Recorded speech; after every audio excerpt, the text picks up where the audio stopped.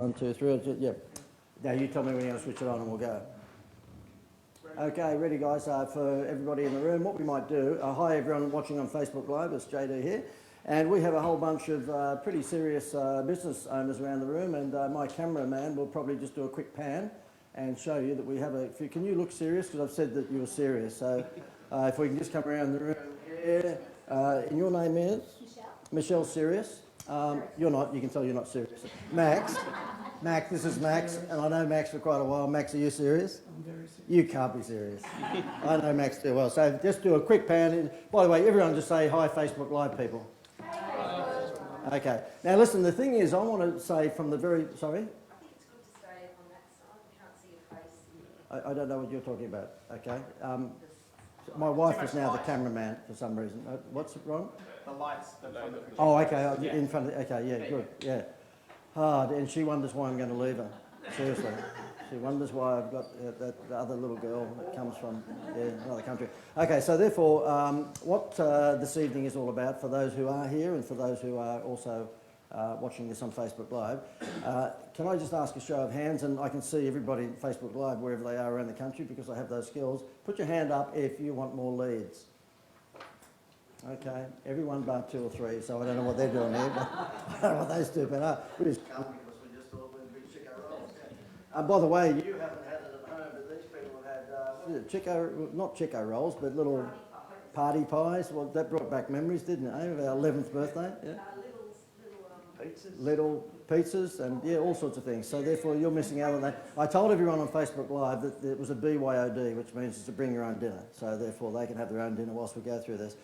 Can I ask everybody around the room who believes that at the end of the day, sales and marketing skills is a pretty important thing to have, because if you don't have any sales, you've got no business. Would everyone agree with that? Okay. And I'm not going to get you to put your hand up all the time, because I know when you go to these sorts of seminars, you have a sore arm by the end of the day because they go, put your hand up. But you've just said to me that sales and marketing is the most important thing, okay? Let me ask you this. Who here in the room at the moment has anyone advising them on sales or marketing? Nobody. And I bet you it's the same at home, whoever might be watching on their phone or their computer. And the really crazy thing about it is that we all acknowledge that having sales or marketing skills is the most important thing in business, because if you don't have a sale, you've got no business. And yet we're running our business every day by just licking our finger and having a shot at it. And when sales are rat shit, you throw a couple of ads on Facebook Live and you think to yourself, okay, well, please God, hopefully that'll work. Or you put out a direct mail campaign, or you might do some AdWords, or you might ramp up your SEO. But the fact is that you don't have a structured marketing plan. And the first thing I'm going to play for you here is a structured marketing plan, because I believe that each and every person in here should have one. And can I ask anyone in the room here who I asked you a moment ago, who has anyone advising them on marketing, but who has a marketing plan on paper? Who's got a marketing plan? Not for Gold Coast Arts Centre. Not for? Gold Coast Arts Centre. Okay, and one other? See if you've got a marketing plan? Okay, good. I think you all should be ashamed of yourself. Isn't that good to start up? Sorry, you should be ashamed of yourself not having a marketing plan. But you know that it's something that you should have. You should have a marketing plan. So what I thought I'd do is kick this evening off with showing you what I believe should be in a marketing plan. This is an audio-visual company, and this is a marketing plan that we put together for them, as you'll see there, a couple of years back, or 18 months back, whatever it might be. And I thought I'd just play this. It only goes for 2 minutes, but it will show you the extent of the extensive effort that we go to put together a marketing plan. I'll let it do the talking itself. It's my voice, by the way. So here's the format of my WOW Marketing Action. I think we might start that again. And we've got people, eardrums have just been burst. Okay, we'll give that a shot again. Here we go. By the way, when we put this on, we decided to get the very best audio-visual people we could possibly get. They weren't available, so we rang up Jonathan. Okay, so here we go. So here's the format of my WOW Marketing Action Plans. You'll see this one happens to be for a audio-visual events company. Broken up into 3 sections, my marketing plans. There's the overview, then there is the website, So I go through what the website design should look like, and then there's the overall marketing suggestions, okay, which is a smorgasbord of ideas. Let me just take you through a typical one. Happens to be an overview for this particular, events AV company. I go through all the sorts of details that I've gained from their questionnaire, their major competitors, what they're doing to upsell to current clients, who their major competitors are. You'll see it's all listed here. I go through and I ask them in the questionnaire, are they positioning themselves as the expert? And if they're not, then of course I'll know further down into the report how I can help them position themselves in that area. In this instance here, we then get through to the website. I give an overview of what I think their website is looking like at the moment, whether I give them a couple of ticks of approval or whether I give them a hard time. Normally it's a hard time, okay. Then I give them the recommendations for the website, and I go through what I think they should be having in the homepage, and they should have a benefit-driven headline. In their instance, Australia's #1 audio-visual experts for events and functions. Sit back, relax, and let us look after all the technical, theatrical issues for you. In other words, we take it over for you. We're a one-stop shop. Then I explain to them what they might need in an explanatory video. I then go through what the video should look like and contacts of companies where they can get the video done.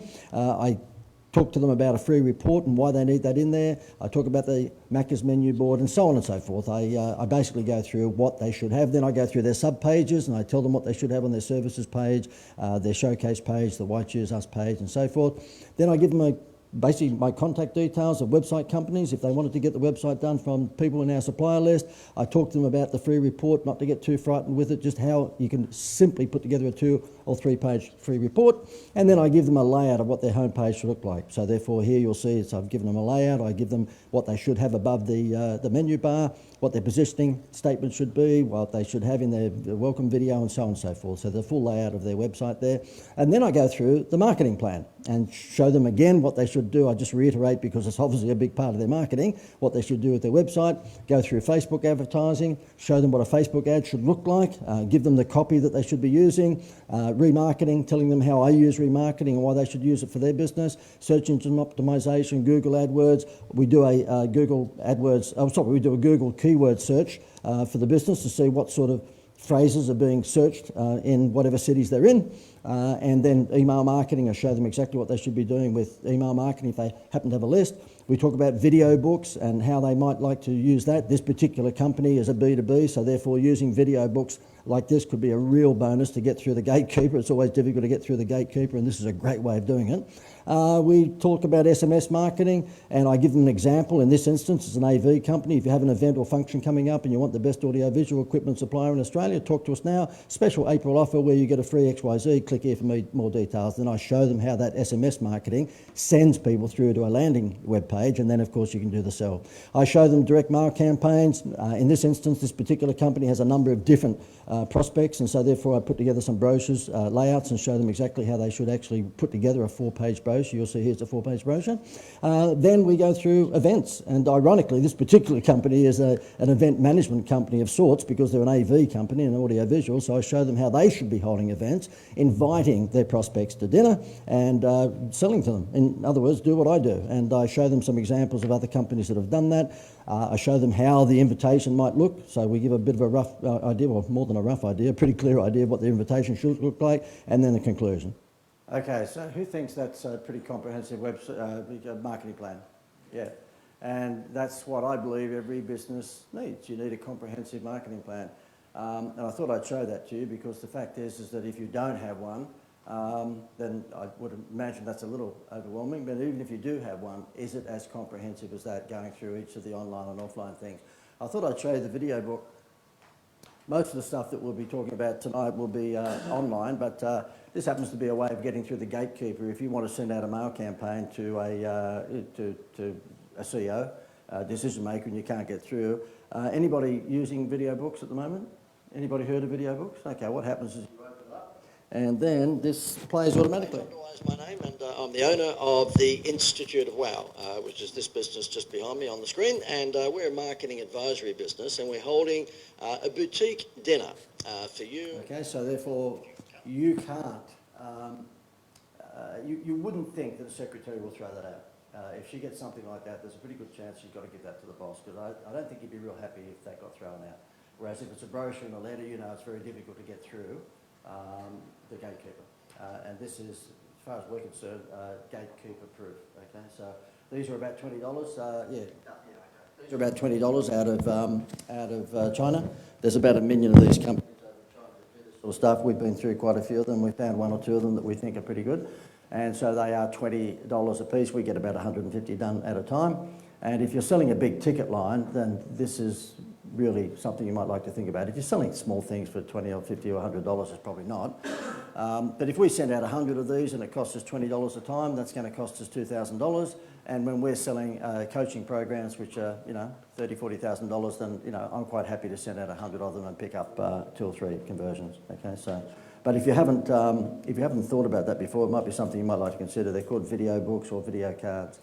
Okay, so what I thought I'd do is show you a couple of, this is, I guess, at the beginning of this presentation, and this, I just wanted to set this up because the next 7 hours, I think you'll find to be quite interesting if you just sort of see the beginning of this. A lot of people say to us, how fast can we, metamorphosize the business or transform the business? And the real answer to that is as quickly as you can get off your hands.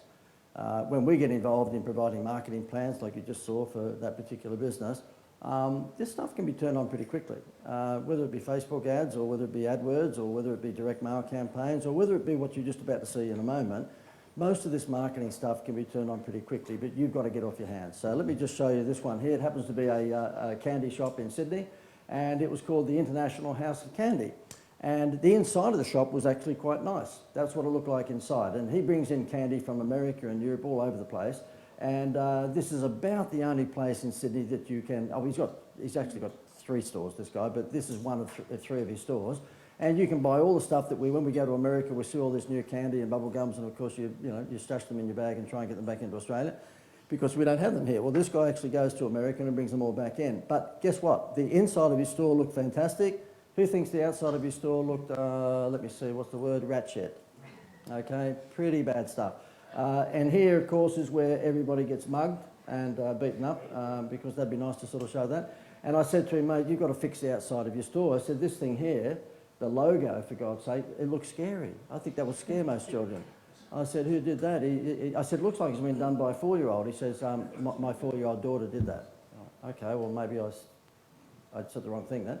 Well, so therefore he took our advice and we decided to change it for him, and that's what it looks like. Okay, so therefore if you have a look at that compared to what it was before, quite a vast difference. Okay, and someone just said wow there, because it is, thank you very much, but we've copyrighted that word. You can't say wow without. So let's just go back again. Okay, this is what it looked like, and this is what it looks like now. Okay, and the owner of this business, his name is Darren, and he continues to send me texts. I got one today from him to say that if trade continues to go the way it is, largely because of what we've done there, he'll be up about 1.5 this year, which is, he's got a multi-million-dollar business at the moment. Can you imagine walking past that? You could easily not go in, but do you think you can walk past that, particularly if you have children, and not go in? Not a chance in the world. I thought I'd show you what else we've been doing with him. Because he's a candy store, then we implemented a golden ticket Wonka bar thing. I wasn't a great fan of that, was it Willy Wonka movie? But apparently the golden ticket thing was a big deal. So what we've done here is that he has Wonka chocolates being produced out of Melbourne, and 1 out of every 10 of these Wonka chocolates has this golden ticket. And they go into the draw for a trip to Disneyland, okay? And that's gone nuts as well. And what we do there is, let me see, this is one of his text messages that he sent me not long after launching that. This is me replying to him. His name's Darren, but I don't call anyone by their name, so he's Dazza. Overall, the lollies and stuff sales, that's what, are exceptional. Yesterday alone, the entrance was up 77% and is up about 30% for the week. And the reason is because he's metamorphosised the front of his shop, but at the same time, he's got promotions running inside the shop when you buy the chocolate bars. This is what his entrance store looks like, so we did the same thing up there, and it made a bit of a difference to the traffic. Have a look how many people are going in there. Okay, and it's a magnet. It's a magnet. It's purely and simply a magnet. And when he had a pretty ordinary looking store before, there's no way that he had this sort of traffic. And we did a fast speed camera or fast motion camera inside the store as well. How would you like that inside your retail store? Okay, and that's what happens. What time of year was this? Sorry? What time of year was This was probably, I think, the first week of December or the last week of November, yeah. So it wasn't right on Christmas Eve or anything like that, but it was a good time of the year, yeah. Yeah, so anyway, he's a happy camper, and I thought I'd show you another one. This happens to be a chiropractor, and this chiropractor is in Marrickville in Sydney, and it's called Three Ways because the street apparently met Three Ways. Go figure. I think when he named the business, he was on heavy drugs, yeah.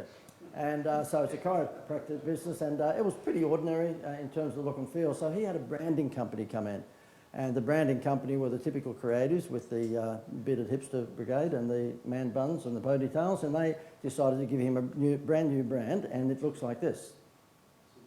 Let me just go back to this is what it looked like, which I think was much better than what it looks like now.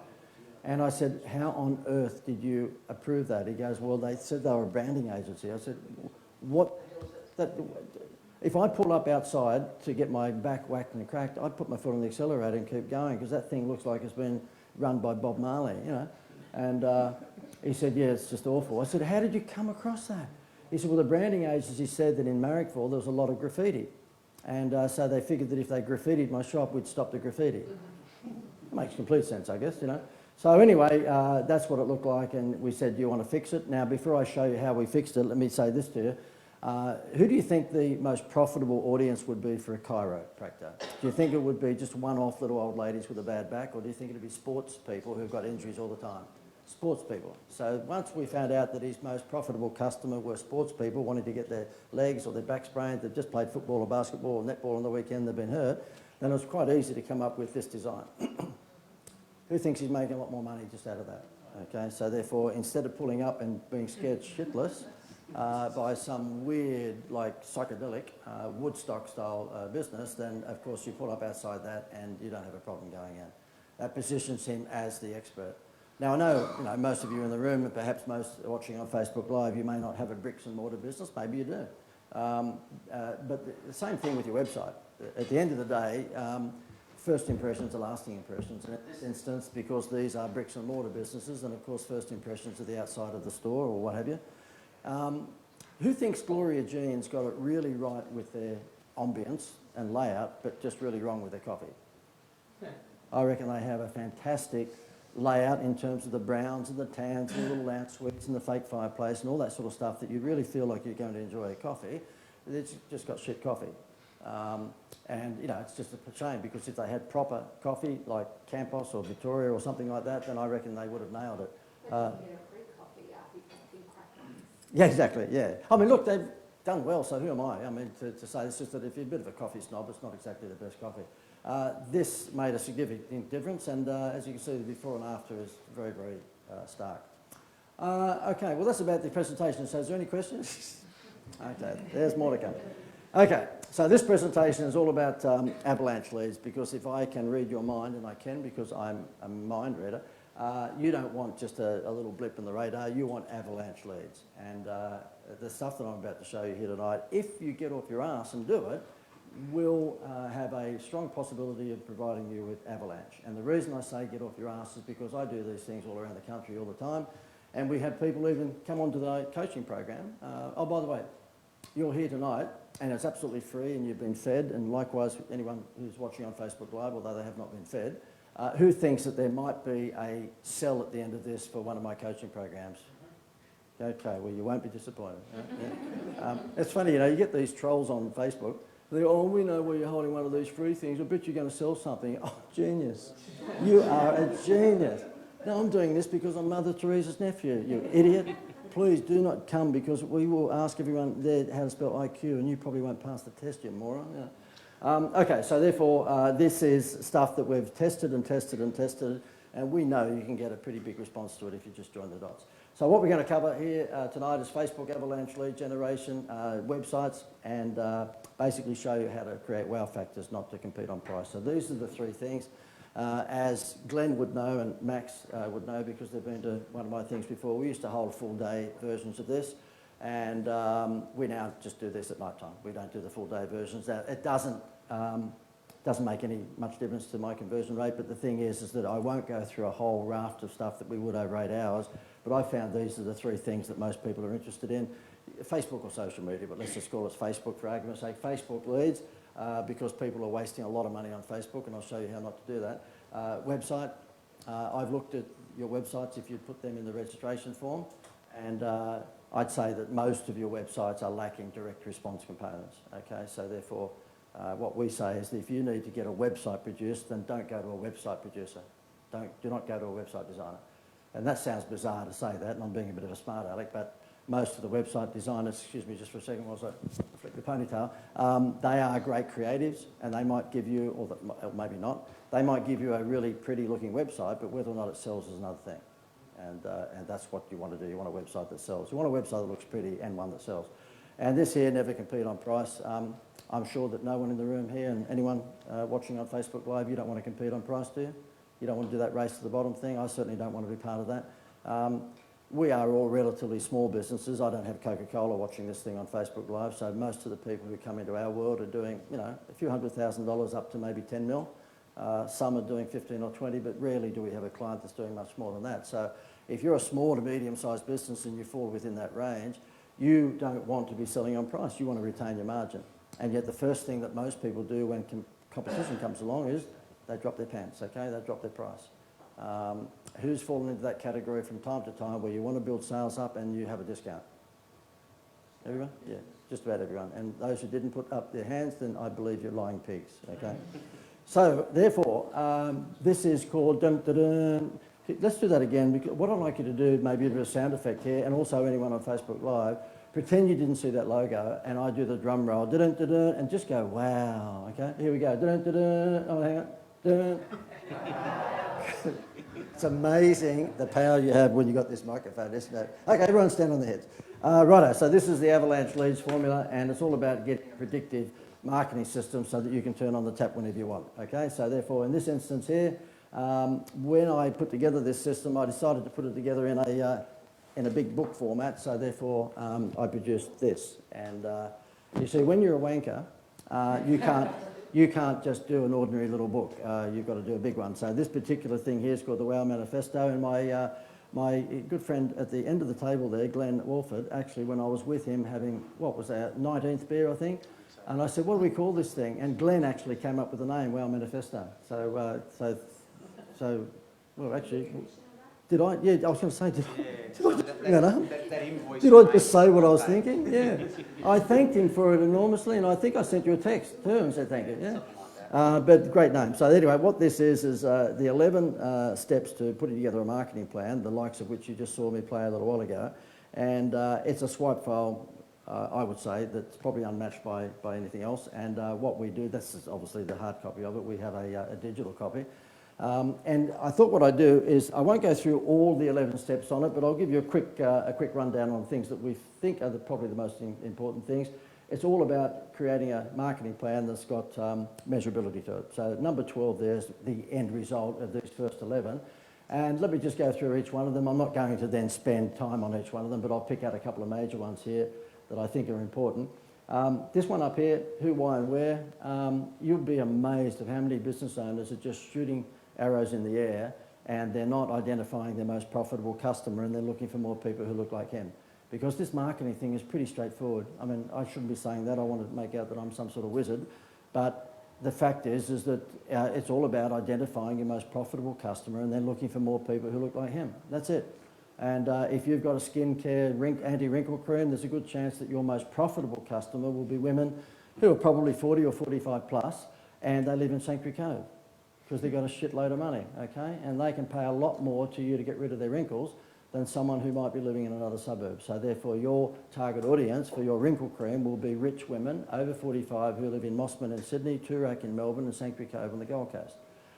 So it's all about identifying who you make the most money out of.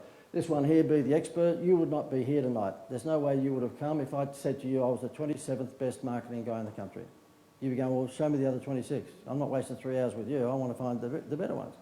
But we don't do that. I promote me as the best marketing guy in the country, and I don't care whether you think, well, that's a show-off, because I'll get any marketing guy or girl up here, I'll put a whiteboard there and a whiteboard here, and I'll take questions from you, and I reckon I'll fill the whiteboard twice as fast as he will. And I've never had anyone challenge me. I've never had anyone beat me with it. I can draw, I can put together TV scripts, radio scripts, I put together marketing plans. I know Facebook and all other social media platforms as well as a 25-year-old. So therefore, we've got the whole the whole kit and caboodle. And the reason that I do boast about that is because I haven't come across anyone like me. If I did, then I'd probably employ them. Simon, I came across Simon, who was sort of like me, but only, what would you say? You'd be the light version, wouldn't you? JD Light. Yeah, yeah. I'm only picking on Simon because Simon's going to come up and do some of the presentation in a little while, and I know that he's probably going to pick on me, so therefore I thought I'd get it early. So if you're good at what you do, or your product is great, then there's nothing wrong with positioning yourself as the Gordon Ramsay of your industry. And not enough people do it. Not enough people do it. If you are the Gordon Ramsay of your industry, then make sure that people know that. And if you don't want to promote you, then promote your, I don't know, your brand, promote your business. It may well be that you decide to promote like Apple. Steve Jobs is not with us anymore, so Apple promotes itself as the expert when it comes to electronics and phones and all that sort of stuff. But if you don't promote yourself as expert, then be prepared to keep on dropping your pants. Because the thing is that people will pay more to... Experts. Oh, thanks, Gal. So the only person in the room I couldn't give a shit about in terms of response, not shit about. And yeah. What did you put in the drinks before? Like everyone's had, for those that back at Facebook Live, everyone's had drinks and stuff before, and I think there were drugs or something, or maybe Valium in the speeches. But does everyone understand that, you know, people gravitate to experts? Confidence. Yes, exactly. And of course, you know, the thing is that most of them who are making the real big money have become celebrity experts, like your Gordon Ramsays and your Jamie Durys and your Don Burkes and so on and so forth, okay? And even, you know, Steve Irwin, God rest his soul, the fact is that there was plenty of other crocodile hunters in the world, but he positioned himself as the number one, and we all gravitated to him. And since Steve tragically passed away, there's all sorts of other crocodile hunters that have come out of the woodwork. No, they didn't come out of the woodwork. They were there when he was around. He just sucked up more oxygen because he was able to convince us that he was the crocodile hunter. And that's what you've got to do, and particularly, Maria, your business, for example, if you're doing the diving business here on the Gold Coast, and I suspect you've got a few competitors, because it's the Gold Coast, and you guys want to position yourself as the Gordon Ramsay, okay? You are the experts. This one here, how to create a wow, that's about taking your eyes off the price. So McDonald's have been doing that for about 4 or 5 decades, and we've got 6 kids. They're adults these days, but when they were small, we had 6 kids under 12, I think, in the Tarago. And to shut those little rat bags up, we would actually go through McDonald's and give them, you know, food that was probably not healthy. They're suing us, 2 of those children now, but for food poisoning, I don't know what it was. But anyway, the thing is that they wanted us to go through the Golden Arches because of the free toy. It was not because of the food. They never ate the hamburger. Who's done that for their children or grandchildren, okay? Where you've gone through and they're only interested in the free toy, because McDonald's were clever enough to take our eyes off the price. And that's what you've got to do. You've got to create a wow factor to take their eyes off the price. And if you don't have an organic wow factor, in my instance, I don't think there's any marketing company around that has everything under the circus tent like we do. You'll get your copywriters individually, you'll get your Facebook experts individually, you'll get your website designers individually, but you won't get it all under the one shop. So I don't have to have too many artificial wow factors because I think what we do is pretty unique. But if you've got the same solar business as the guy down the road, then you want to make sure that you have a Happy Meal toy, okay? And if you've got the same dive centre as the guy down the road, then you want to make sure that every time someone does a dive with you, they've got a chance to win $1 million or whatever it is, okay? So artificial wow factors are necessary if you don't have an organic one. If you've got an organic one, that's fine. And artificial wow factors are also things like Harvey Norman, 2 years interest free. Artificial wow factors are like Kellogg's. There's a toy at the bottom of the cereal box. Who here at the moment believes that they don't, and I would ask you at home to type in the comment box if you think that you have an organic wow factor, which means you don't need any Happy Meal toy. Who in the room here at the moment tonight thinks that they've got an organic wow factor, which means you don't need to make one up? John, and what's your organic wow factor? Oh, we haven't got a microphone, unfortunately, but you have to yell it out. We actually provide a 10-year rental guarantee on investment properties. So we only know one of the... I'll repeat it because we don't have a microphone. But you have a 10-year guarantee. Rental guarantee. There you go. We've got a microphone. It's amazing if I bitch and moan about it long enough, it just appears. Yeah. Yeah, no, we have a 10-year rental guarantee that we only know of one other competitor. Okay, so these guys have got a 10-year... So when you actually sell an investment property to someone, you give them a 10-year rental guarantee at obviously a market price? Correct. Okay. Who think that's a wow? That's a fantastic organic wow factor. Well done. And is that all over the front page of your website?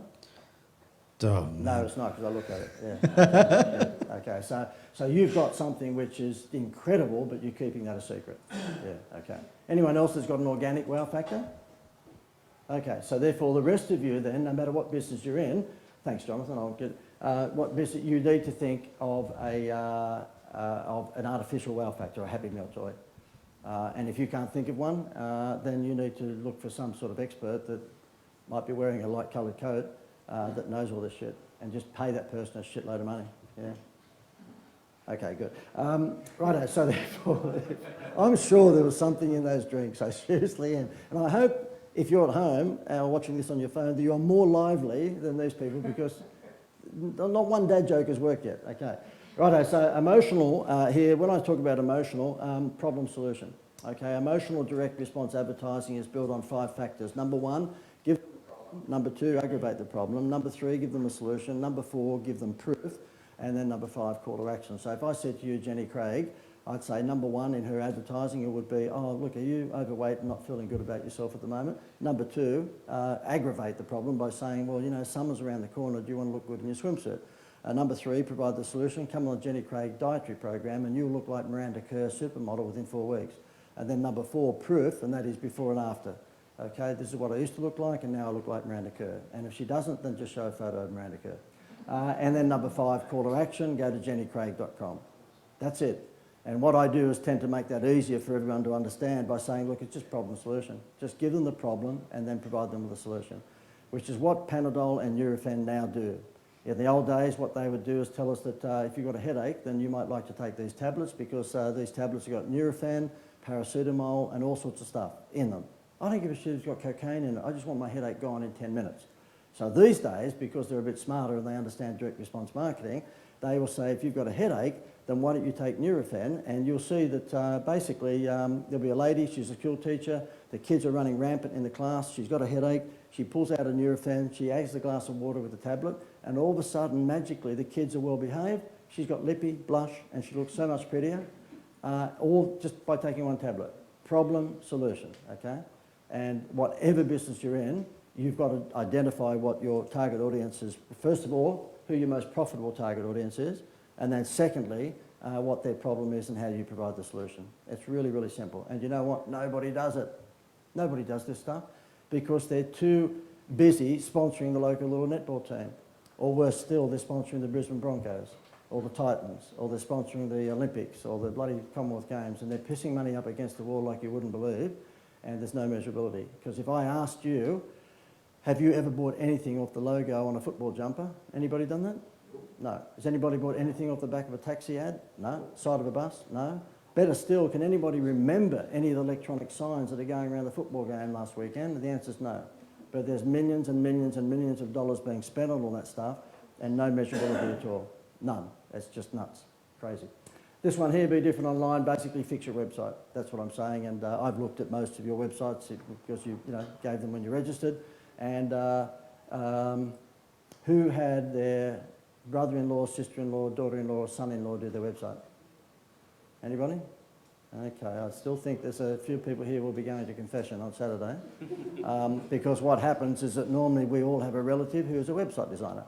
And if we don't, then we go to a website design company, and what happens then is we end up with maybe a pretty website, but one that doesn't have direct response. So if your website, who here at the moment on the homepage of the website doesn't have an explainer video or just a video? Who doesn't have a video on the homepage of the website? Okay, so there you go.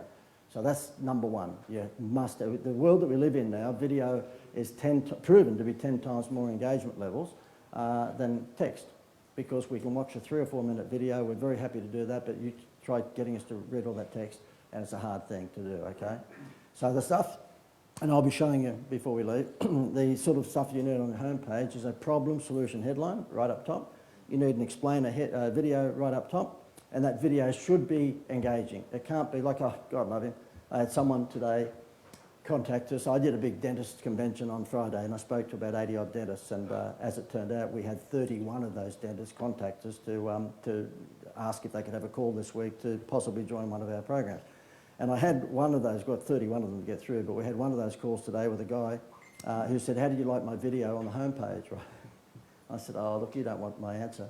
And he said, well, you looked at my website? Yes, I have. It's tragic. And what he had is that he had a video on the homepage of him, and let me just tell you what happened. This is him. This is not his real name. Hi, my name's Jim. I'm a dentist. Oh, surprise me. I thought you were a car mechanic. You know. Welcome to ABC Dentistry. And I just thought I'd show you our waiting room has, and then he throws to it, and it's got magazines.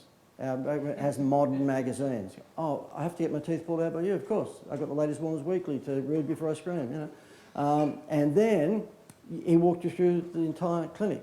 As you're walking down the hallway, come this way, come this way. And I thought, no, he's not going to walk in on someone with blood spurting out everywhere, hopefully. He went from room to room showing the same sort of chairs in every room. I mean, I don't know about you, but that did not give me hard nipples. I did not think, well, okay, I've got to go to this guy. This is engaging. This is fantastic. So if you're going to have a homepage video, and you don't feel comfortable doing it because you're not comfortable public speaking, like John, for example, did he speak really well right at the beginning? So did you. Everyone who had the microphone did speak well. That's why we didn't give the microphone to you, because we figured you couldn't speak properly. So, because for those at home and wondering what I'm saying, when we asked if people could introduce themselves here, we only got one side of the table before we had to go live, so we didn't let the other people get the microphone. If you don't feel comfy in front of the camera, that's fine. Just get someone to act on your behalf. And you can go to a company called starnow.com, and starnow.com is a presenters agency where you can actually just get presenters for $100, $200, $300 to do your video for you. I would prefer... Sorry? You can pay next to nothing. It's a bidding system. You actually say, I'm prepared to pay this. But the thing is, if you are reasonably comfortable in front of the camera, just do it yourself. Do it yourself. I have a dentist on Friday this week spending half a day with me in front of a camera like Jonathan has here today, and I'll be interviewing him Oprah style.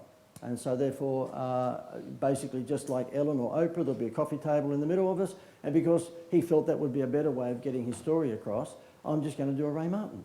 So just do that even, if you don't feel comfortable in front of the camera yourself. Who here has on their homepage a data capture facility? Okay, so only a few. So you have to have a data capture facility, because otherwise you're holding a dinner party and you don't know who came. You want to make sure that you've got a free report, or you've got some sort of free download, or maybe a chance to win something, so that they will actually leave their name and contact details with you, because you want to know who's visiting your website. Events, you're seeing one happen right here. Okay, so therefore we don't do that many meetings these days. It's not because I've got my nose up my backside, it's just that that doesn't make sense. Meetings are onesie-twosie. You're meeting with one or two people. You want to do en masse. And we do this on here and Facebook Live. I don't know how many's watching on Facebook Live at the moment, but whatever's watching at the moment, I can bet you that tomorrow that'll probably be 4 or 5 or 10 times. So if I do about 4 or 5 Facebook Lives a day, and I'll just rant about something. For example, the other day I stood outside McDonald's and said, who thinks McDonald's are smart marketers? Well, of course, most people would say yes. I said, if I was running McDonald's, I'd sack their marketing manager within 5 minutes. And the reason I would sack their marketing manager is because they've got 1.7 million people today going through their restaurants. They have no clue who they are. We've got your blood group. We know everything about you. I've looked at your websites. I've been inside your house. I've got people inside your house right now while you're here. So the thing is that, and Simon was meant to be one of those, but he said, oh, I'm not breaking in this evening. I want to come. So the thing is that you want to make sure that you collect data. McDonald's doesn't collect any data. Kentucky Fried doesn't. Kmart doesn't. Big W doesn't. Woolworths and Coles don't. You might be, if you remember the little VIP club. This is the noisiest hotel I've ever been in. I think there's a gang war outside. Do you hear that cackle? I bet you the people on Facebook Live can hear it. So why would they have to? Sorry? Why would they have to? So I can't hear you because these people outside. It's so inconvenient. Yeah, but So- why would they have to collect data when it works so well? It has Oh, because it'll work twice as well, 3 times as well. They 'Cause don't it, need to. oh, well, maybe they're lazy, but I still say they're dickheads, because the point is that, you know, I'll give you an example. We have a restaurant down in Melbourne, and it's a seafood upmarket restaurant, and outside the restaurant there are BMWs and, I don't know, Mercedes, Bentleys. The cheapest main meal is about $52. And we've been able to help him double his business, because what we did is that we stopped all of his advertising on newspapers and radio in Melbourne. He was spending $500,000 a year on newspapers and on radio, and not getting any measurable response from that. He's in Beaumaris, and if anyone knows Melbourne, Beaumaris is the Sanctuary Cove of Melbourne. It's pretty upmarket, right? And so advertising on radio throughout Melbourne meant that he went right across Melbourne, but his core audience were within 10 kilometres from where his restaurant was. And I said, look, how about we just, stop that? He was paying me a few grand a month to be a private coaching member, and he said, what are we going to do? I said, I'll give, you'll give 50 cents to your waiters and waitresses for every name and contact detail that they collect. And that's what we did. So therefore, if there were 4 people eating dinner when the cheque was being paid, let's say it's a lady, she would put a little name in the first entry form, just like that, in front of 4 people, and would give them a pencil and just say, look, can you fill in your name and contact details for the chance to win a dinner for you and 6 of your friends? And 90% of people filled that in. He's up to 92,000 database now. This was a few years ago.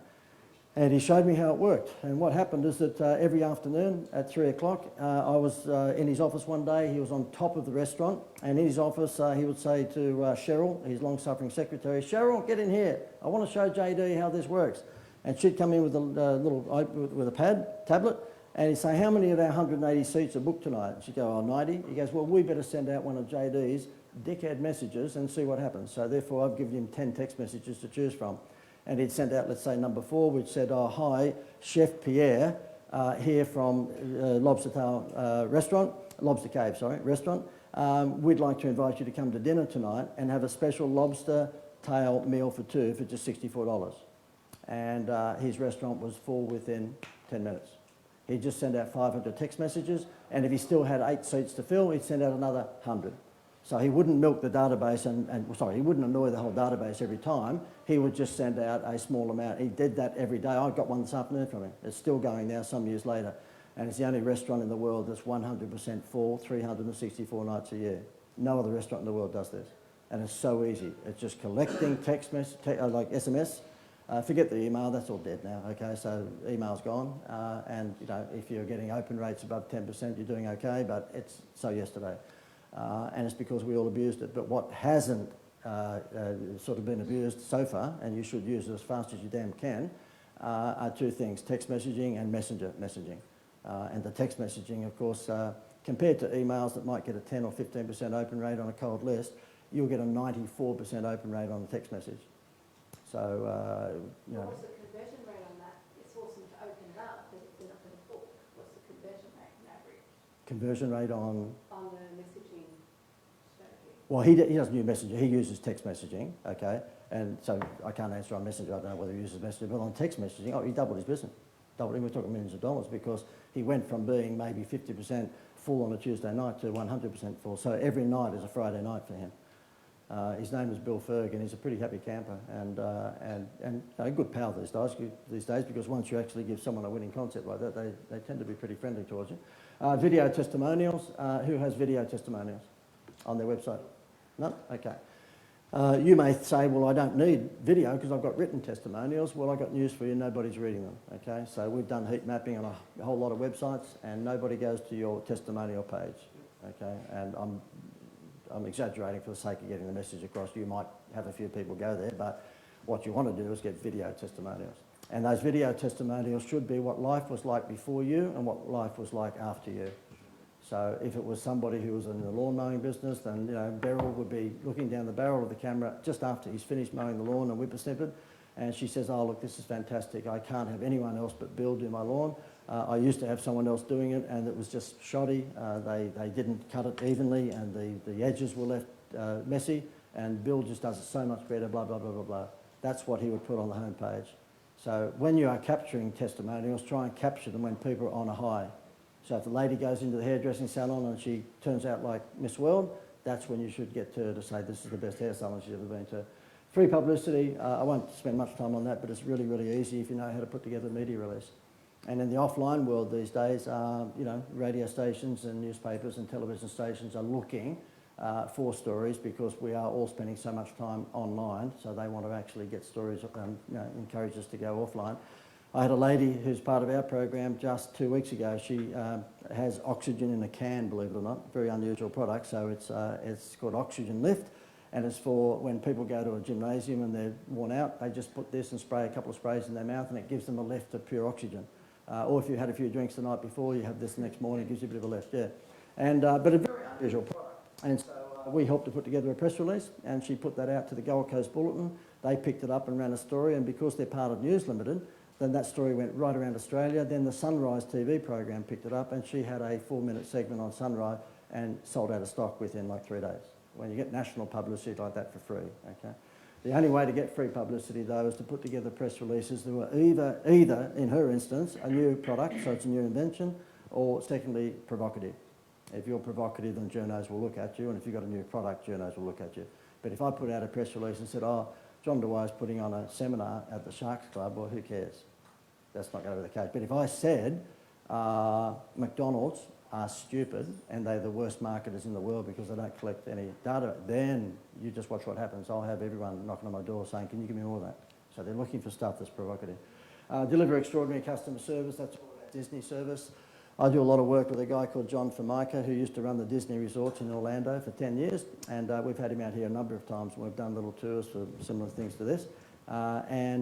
He shows you how to run your business like Disney. And I think if any one of us wanted to, I guess, mirror any business when it comes to customer service, it would be the Disney or Apple. And Disney don't believe in customer service, they believe in customer experiences. And this one here, build repetitive trade. Well, you can't build repetitive trade unless you collect something beginning with D, and that would be? Data, okay? So therefore, you can't get repetitive trade. You can't have a reward system unless you can actually communicate with the people you want to reward. Okay, so what we thought we'd do is touch on social media as a lead generator for you. And I believe that the two main steps that you want to do for, give me a second, the two-step sell formula for Facebook is the way that you should go. We've got a number of versions of this two-step formula. One is long-form copy above ads, and I'll show you what that's all about at the moment, because if you look at Facebook, most of the ads on Facebook will have just a couple of lines above the graphic or the video, and then there'll be just a bold headline underneath the graphic or the video. Everyone agree with that? Okay. And the reason that people tend to do that is because conventional wisdom says, look, just get the click. Just get them to click through to your landing page. No, you don't want that because you're going to pay Facebook for bad clicks. So stunt mentality, I can put Elvis Found on the top of it and get them to click through to my website, but I don't want that sort of person clicking on my website. I only want someone who looks like they might be a prospect. Teaser ads, that would be things like click and go through to win a new home or to win a trip to Disneyland, or some sort of teaser to get them to click and go through. It might even just be a free report. I'll show you samples of that in a moment. Free organic traffic through Facebook Live. Whatever number of people I've got watching on Facebook Live tonight, it's cost me nothing. It cost me absolutely nothing. I did a Facebook Live thing like this, but not with people in front of me. It was just like a webinar about 4 Wednesdays ago. And we did it at 6 o'clock at night, went through to 7:10. And throughout it, I seeded the sort of coaching programs that we were selling. And I said if anyone wanted to talk to us after that, they could actually go to bookawowcall.com and book in a call. And that was Wednesday night. By Friday, we'd sold $77,000 worth of stuff, and it cost me not a cent. Not a cent. Free, absolutely free. So there's no pay-per-click advertising in it. It's just Facebook Live. We had 139 people on, and when we got to the end of it, which was 70 minutes, I guess we still had around about, what, just under 100, Simon, I think it was? Just under? Yeah, okay. So we lost a few towards the end, but we had something like a 90% retention rate right through to about the 60-minute mark. And we only lost in the last 10 minutes because that when you're doing a sell, obviously people are not interested, they move on. But we had $77,000 in sales from within 48 hours from doing this. So if you're not doing Facebook Live, you ought to seriously consider Facebook Live, okay? Okay, right out. So therefore, if you're going to create a direct response Facebook ad, and I just want to highlight to you, everything that we're talking about here is direct response. It's direct response with brand building happening with it, but it's not brand building. Because the thing is that if you went to a conventional advertising agency, they would say to you that the sort of formula that they would suggest is get them to fall in love with your brand so that they will taste your product. Well, I don't think you're big enough and rich enough to do that. Instead of getting them to fall in love with your brand so that they'll taste your product, we'll show you how to get them to taste your product so they'll fall in love with your brand, okay? And that's very different. So the fish and chip shop who's sponsoring the local little netball team, he's got his name on the back of them with a phone number, he's pissing money up against the wall. There's no response he's going to ever be able to measure from that. Because we've had 6 kids and we've been down on a whole lot of basketball and football games and we've never seen any parents there with a pen and paper going, stop, I want to get the butcher's name on the back of jersey number 4, you know? It just doesn't work. And if you're doing it, good on you, making a donation to the sporting club, but it's not going to make you any money. And so therefore, really, what I would be saying to that fish shop guy is, listen, why don't you actually have calamari samples being handed out outside your fish shop at lunchtime and dinner time, getting them to taste it, remember, getting them to taste your product so they'll fall in love with your brand. Taste the calamari, it tastes all right, and then go into the fish shop and hopefully they'll fall in love with your brand. Everyone get that? Who thinks that makes sense? Good. And for those who didn't put your hand up, I hope you die in your sleep. Okay, so the most important problem for your target audience is what you've got to have when you think about Facebook advertising. Remember, problem solution. How can you tease them to attract their attention? What is your solution to the problem? Provide proof and then give a call to action. And what you do here is that when you're advertising on Facebook, you want to split test a whole lot of ad sets. Okay, so who's at the moment, and at home, if you are watching this on Facebook Live, just type below, would you? Because we're going to be checking those figures, checking those comments. If you're advertising on Facebook, just say, yes, JD, we're advertising on Facebook. But who's advertising on Facebook here? 1, 2, 3. Oh, so no one else is. You guys, and you're the dive centre, aren't you? Yeah, there's a Facebook page. No, not the no, not posts. I mean advertising. You're advertising. No. So you pay per click advertising. You're paying per click. Okay. And what would your budget be a day, for example? A day now, we'll do an hour a month for about $30. $30 a month. Yeah, not much, just for the events. Wow.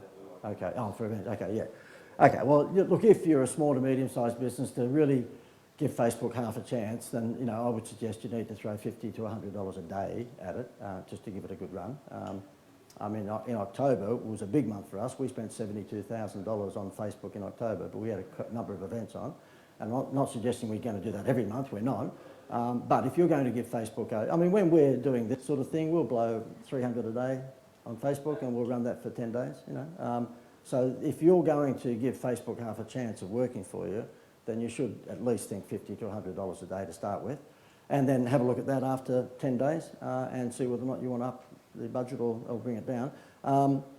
Okay, right. Let me just show you then. This happens to be following this procedure that I just did, so therefore that there. This happens to be for a dentist, and you'll see here, I haven't done the long form copy there, but just to pretend it is. So what we're saying here is the headline for number 1 would be, are you embarrassed by crooked teeth? You know you need braces, but you don't want metal train tracks in your mouth. This is for Invisalign, which is invisible braces, by the way. And I've just sketched this up. Tease you to tease them by saying, imagine if you could have braces that were invisible. Number 3, which is here, proof using imagery or video. So we're saying invisible braces, the last breakthrough. Number 4, solution. If you want to improve your smile with invisible braces, it's so easy, which is the headline here. And then you reinforce the solution if you want it. The fact is that this long form copy will get a better prospect for someone. What does a dentist want? Does a dentist want someone who's going to blow $8,000 on Invisalign braces, or do they want just a filling that might get $75? They want the $8,000. And so therefore, if you want a high quality person to be clicking that button here, then what you should do is have long form copy. And let me just read through this with you.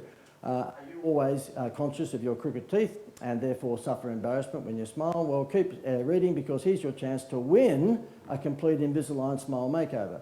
Who do you think wants to win an Invisalign smile makeover? In other words, the invisible braces. People who have crooked teeth. So therefore we're saying straight away, glow in the dark. If you have crooked teeth, then perhaps you shy away from social functions because of embarrassment, and whenever family and friends are taking photos, you make sure your smile is a subtle closed lips one. Unfortunately, crooked teeth can have alarming psychological effects on people. Many sufferers avoid public speaking, conversations, social functions, neither family get-togethers. We're making a pretty sad story here for anyone with crooked teeth, by the way. And even worse, if you have crooked teeth, statistics show you're more likely to smile less often. In other words, your life's shit. Okay?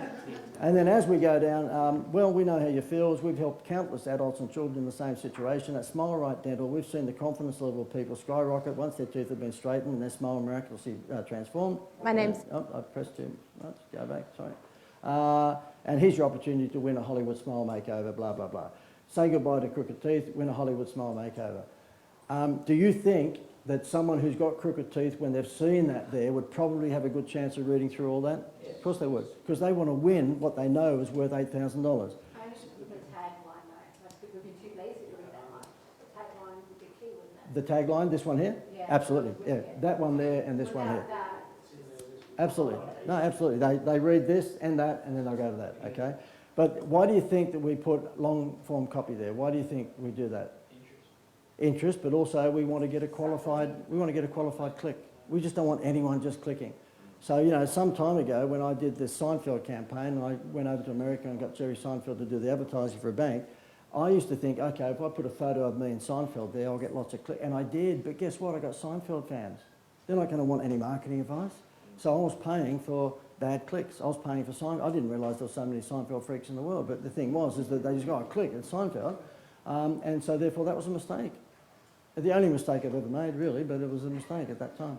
The only other mistake I made was in 1998, and that was I thought I had made a mistake. So that was the only thing. Okay, so therefore what happens, this is another version of it, one that I'll get Simon to talk about. How about we bring you on now, Simon, if you don't mind. Simon's a shy person, and so could you just put your hands together for Simon, if you don't mind? So. Thanks so much. Cheers. So Simon, can you just run us through, this is only a brand new client that came on before Christmas, and if you can run through what their pain points were and how we've helped them. Yeah, perfect. How many people here are using Facebook right now? I sort of tuned out. Yeah, probably about, yeah, good 3/4. Perfect.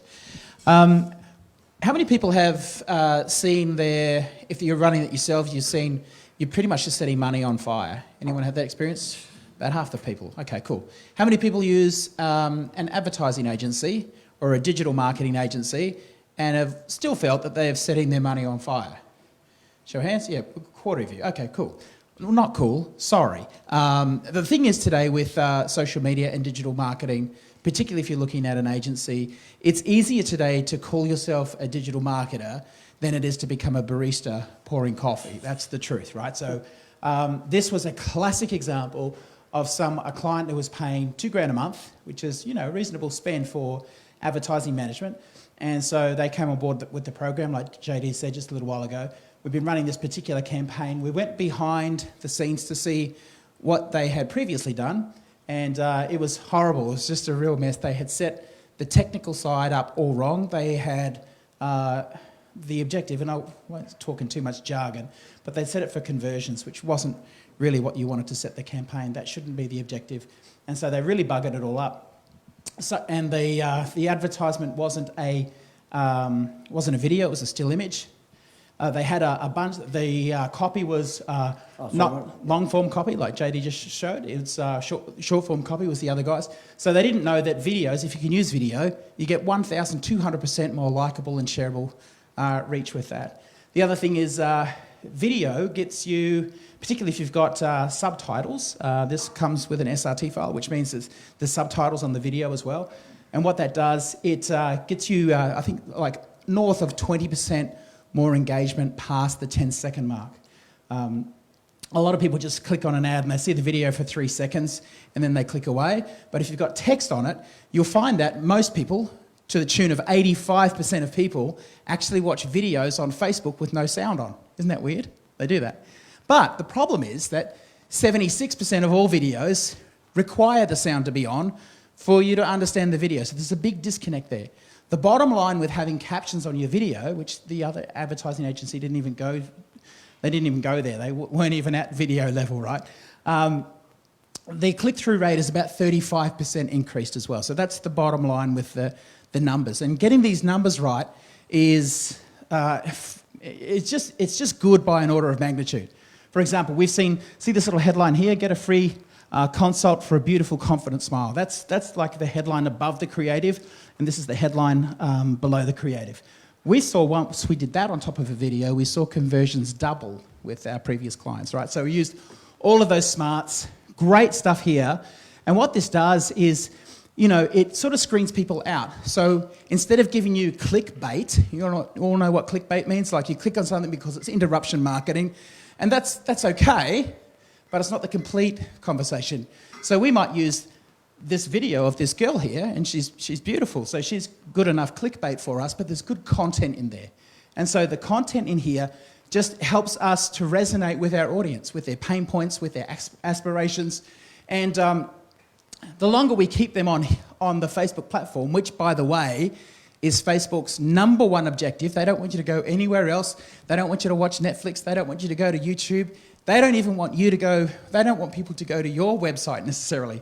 They'd rather people stay on Facebook, right? So this particular ad does that objective because it forces them to read through. So if you're resonating with your audience, their pain points, their aspirations, and who they are, and you're qualifying them, what that does, which I would say 95% of all digital marketing agencies miss, it leverages off the algorithm, which is a very sophisticated and powerful piece of software that you can leverage from in your business.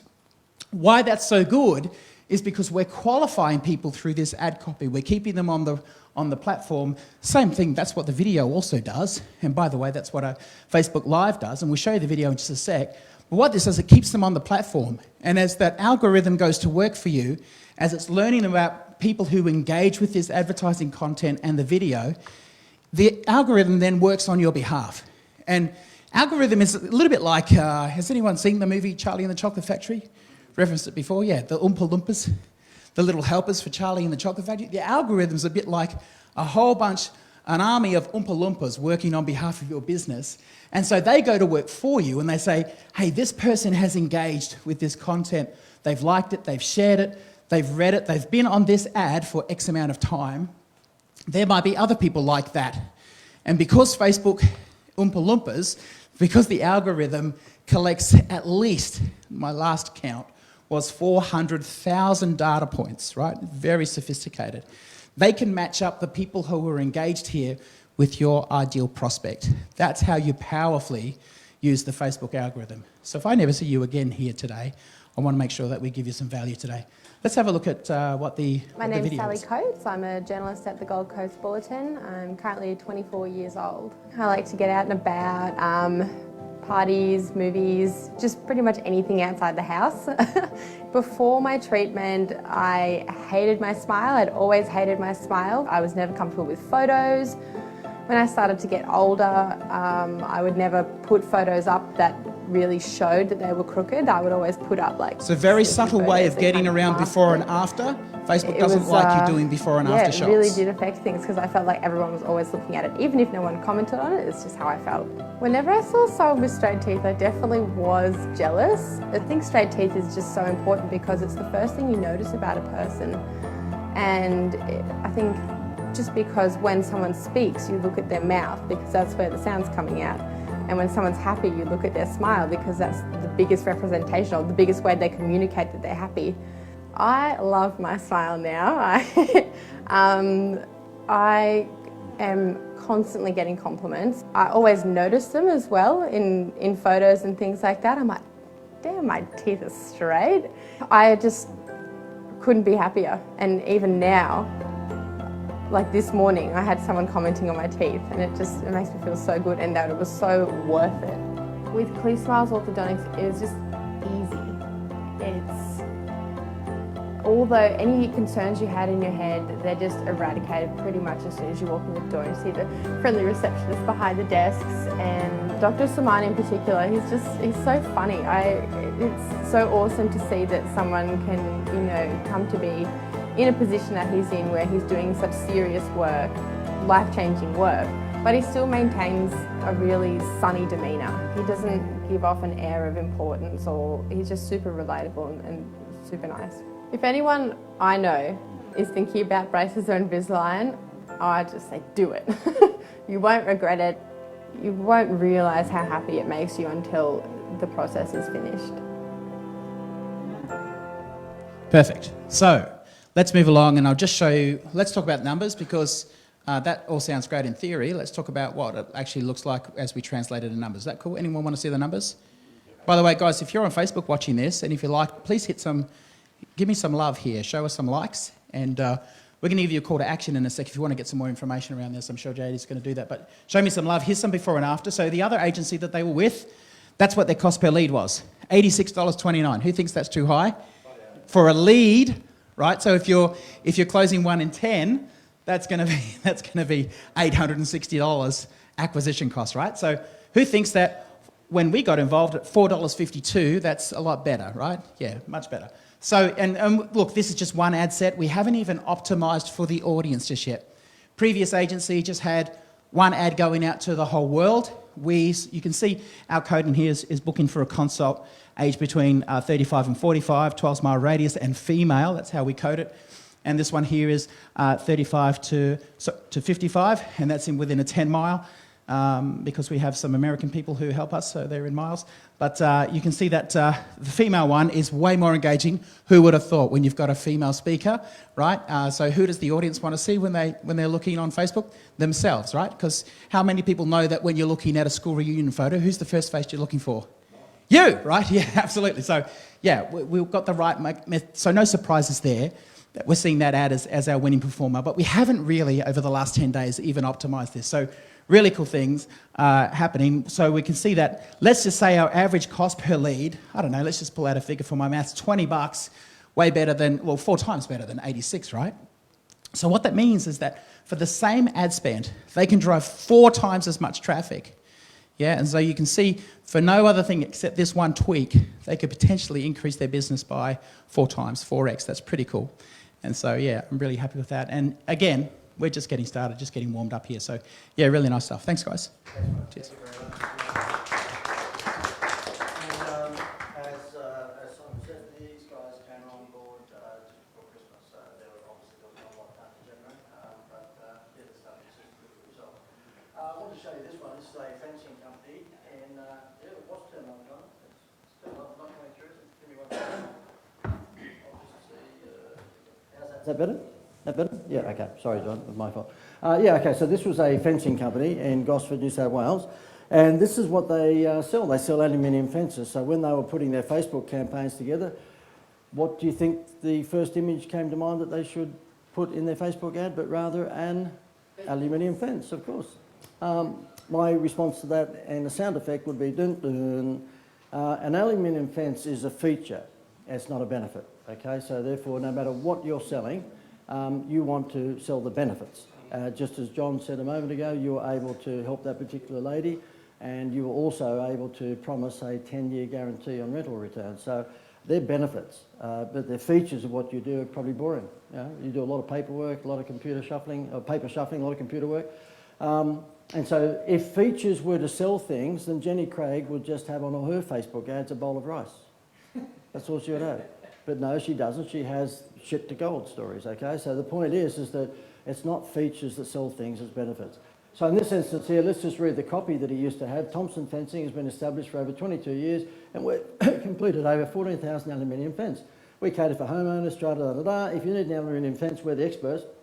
And then they bore you shitless here by going, you know what, at Thompson Fencing, we create aluminium fencing. Not only looks great today, but we ensure it will look just as good in years to come. We provide superior powder coating treatment, the highest quality material, latest colours to choose from. We are fully insured and licensed to meet all demands, and we provide a warranty on all workmanship and powder coating. Who is asleep?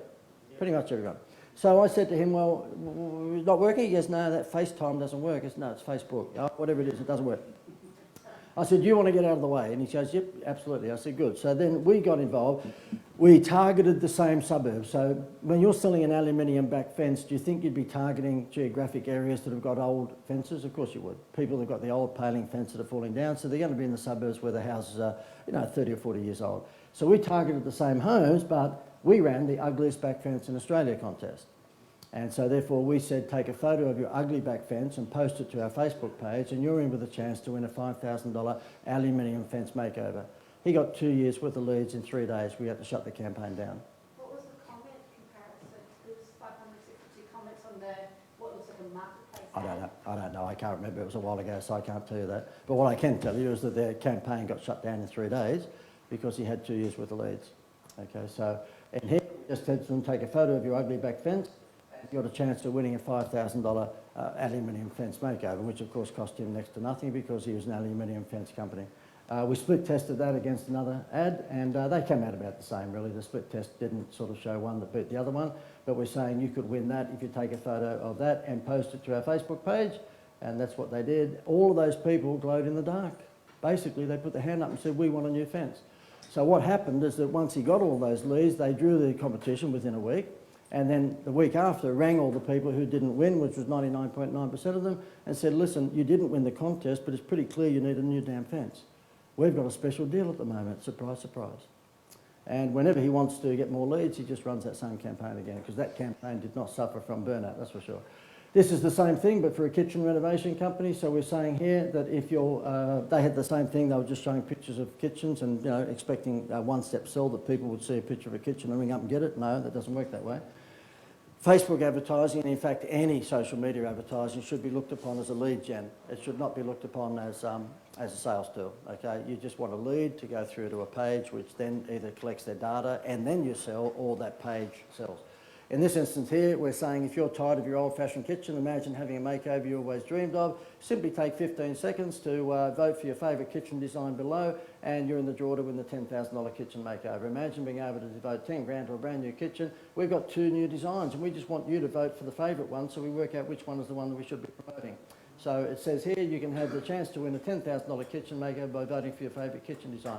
The kitchen company didn't even have to give away the kitchen. What we did is that's an insured prize, and we get that insured by an insurance company, which means it only costs the kitchen company for 10 grand $400. And so what happens when people click through that? They have a kitchen to vote for, A or B, so they click there or there, and then they give their details, and we even, in a cheeky way, ask them, how old is your current kitchen? Why do we ask them how old is their current kitchen? Because if they've got a 30-year-old kitchen versus a 20-year-old one, do you think we're going to ring them faster? Yep, okay, they're going to be more desperate. And what happens, everyone who enters that contest basically is glowed in the dark. They've said, we want a new kitchen. So we're delivering warm prospects to them. In this instance here, they got 6 months worth of leads in 5 days. Wasn't quite as successful as the back fence one, but still pretty successful. This one here, again, features versus benefits. They thought that the water filtration system was an attractive piece of equipment. I don't think it is. I don't think that's going to challenge Cameron Hansen. So therefore, this was their ad. This is pre-us, right? Water Filters is a leading supplier of domestic water filtration solutions. We're proud to provide competitive pricing, blah, blah, blah. Wait for this. How's this for a headline? This will turn you on. The GTI 26-5 reverse osmosis water filter stage 5 under sink alkaline filter. Is that a turn on or what? And then, of course, let's bore them even more shitless. If you're concerned about the quality of water that's coming from your taps, book a free home water assessment consultation and we'll arrange a time to visit and provide you with a health check on your home's water. We can even give you a wide range of filtration system choices, but highly recommend our reverse osmosis under sink alkaline filter. Check our... I think I'd kill myself. So therefore we said to them, look, do you want to get out of the way? They said yes.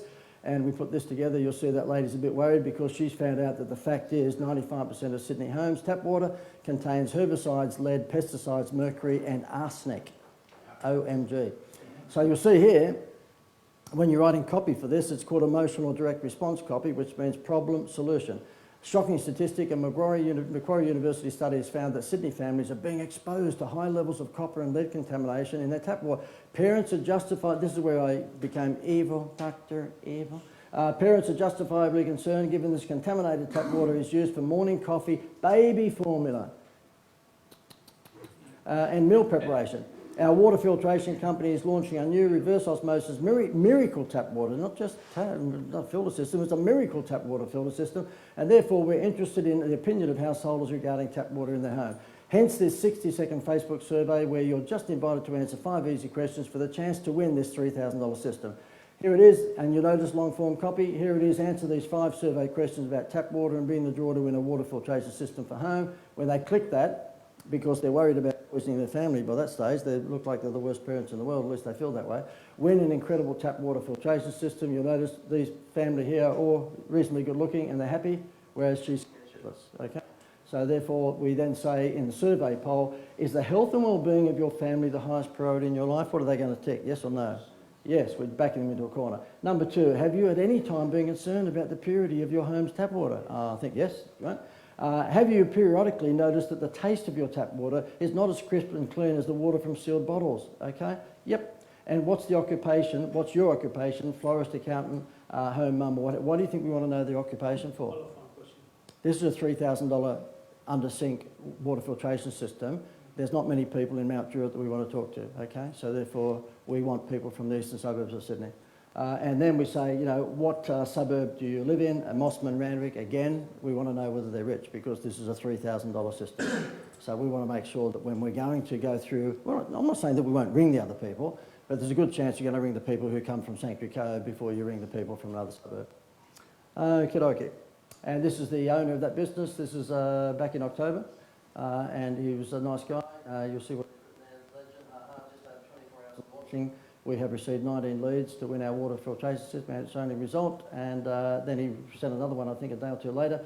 I was stoked with the first few days of the campaign. 45 leads, credit to you, Joe, freaking amazing. Just a question about the time frame, blah, blah, blah. This is what we do when we're filling events. This one is only a small boutique event, but if we're holding a larger one where we want 50 to 80 in the room, we'll do a long form copy like this, like to know how to instantly attract more leads, blah, blah, blah.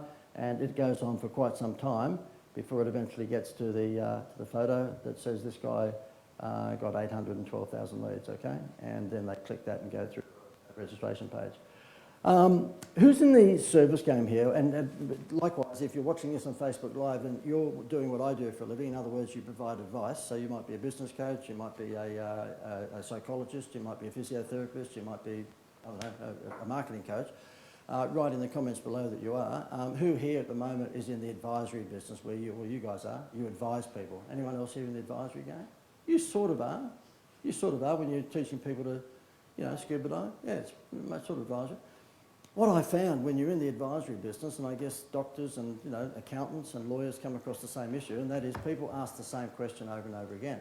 And you sort of get sick of, you know, giving them the same answer. So what we did is we put together an online platform called Wow Central, which is all of the ideas that have worked that I've given people over the last 10 or 15 years. And we created this website called Wow Central.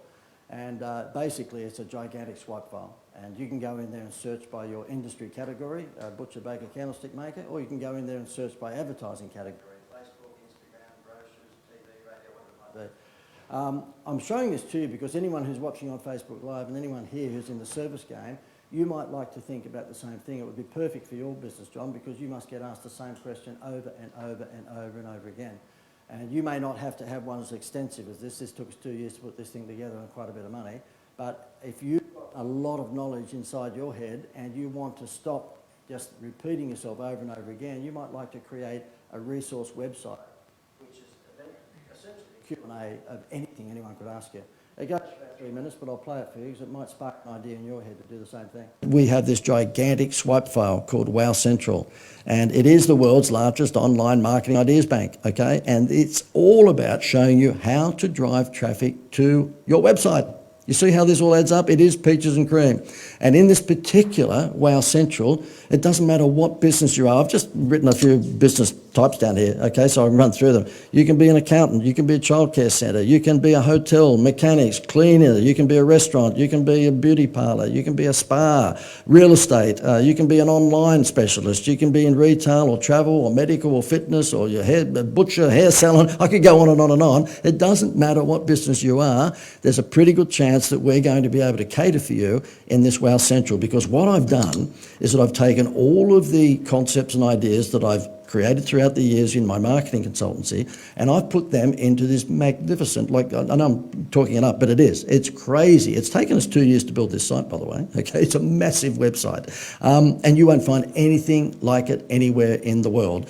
This is a swipe file from heaven.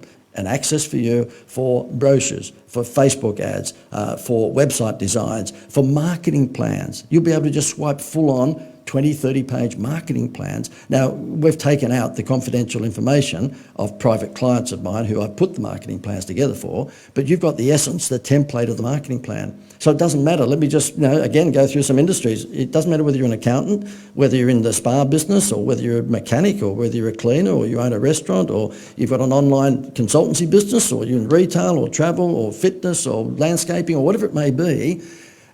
Pretty strong chance that there is a 20 to 30 page full-on marketing plan within Wow Central that you're just going to be able to swipe, put your name on all of the, if you like, recommendations that I've given you there, online and offline, and run with it. It is insane. It's like having me sitting next to you, next door, and just providing you with ideas whenever you want them. So this is a massive swipe file. Wow Central is a massive swipe file for you just to get in and take whatever you want. You can also search in the website, by the way, by advertising category. So if you just wanted to learn more about how to do Facebook ads, you just wanted to learn more about how to put together letterbox brochures, you just wanted to learn more about how to get free publicity and send out media releases and get free publicity, that's all in there too. So you can search in Wow Central by advertising category, and you can also search by your industry. Now, most people who come on board search by industry. Okay, so that's Wow Central. It is an incredibly valuable resource. Now, the thing is that because I am a good Christian soldier, I'd like to, who thinks first of all that's a pretty valuable resource to be able to tap into any time? Well, I'd like to give access to that to every single one of you here tonight. I'd like to. No. I'd like to, but I won't be. So I just thought I'd highlight that. I was waiting for you to do the clapping first, because normally you go, I'd like to do this, and then I go, no, I'd like to, but I can't. In fact, normally I do it with this big, I'll say, because everyone sort of gets a bit wowed with that because of the size, but I go, look, I'd like to give this away to every, and everyone goes nuts. No, I'd like to, but I can't. Okay, so therefore, at this point, and anybody, I'll get Gail or Simon to check any questions on Facebook Live so we can answer those. So if you've got any questions on Facebook Live, put them in the comment column below, or do a love heart or like, whatever it might be. Any questions here? Because we're at around about the, what would I say, Simon? The presentation would be at least at the 5% mark? Yeah, about 10, 5, 10. No, we're about 3/4 through, so we've got a little bit way to go, not much. But are there any questions at the moment? Any questions about your business? Yeah, and please, if you don't mind, we'll get the microphone if we can get Gail or Simon, maybe. Yeah, we're just holding an event here. I thought, microphone, good, thank you. John, who done your video for you for the dentist? I can't remember now, mate. It was last year, so yeah. Not your company? Video, but we've got lots of video people. So yeah, I mean, the point is that the people doing the videos, as Jonathan would say, I mean, Jonathan's from Colombia, and he's doing uni here at the moment, and so we've used him in a few of our events, and he is the sort of person who would go out and do that sort of thing. It's not so much capturing the video, it's the direction of the video. So you've got to have people actually making sure that that talent is giving the sort of responses that you want. But anyone, and with due respect to Jonathan, I mean, anyone can just press the go button. It's all about what you get out of them. But the story behind it, and then cutting in from the positive. She's talking about her negatives, and they're bringing up pictures of her crossed teeth, and then when she starts talking about how happy she is, then it like boosts your emotion and makes you feel that. And I thought that video is a sale in itself. Oh, thank you. Yeah, so it's basically the stories that sell are the shit to gold stories. That's what it is, okay? So therefore, the before and after stories are the ones that sell. This was what life was like before I used that cream, or before I used the guy that mows my lawn, or before I got the pill from this car, and this is what life is like afterwards.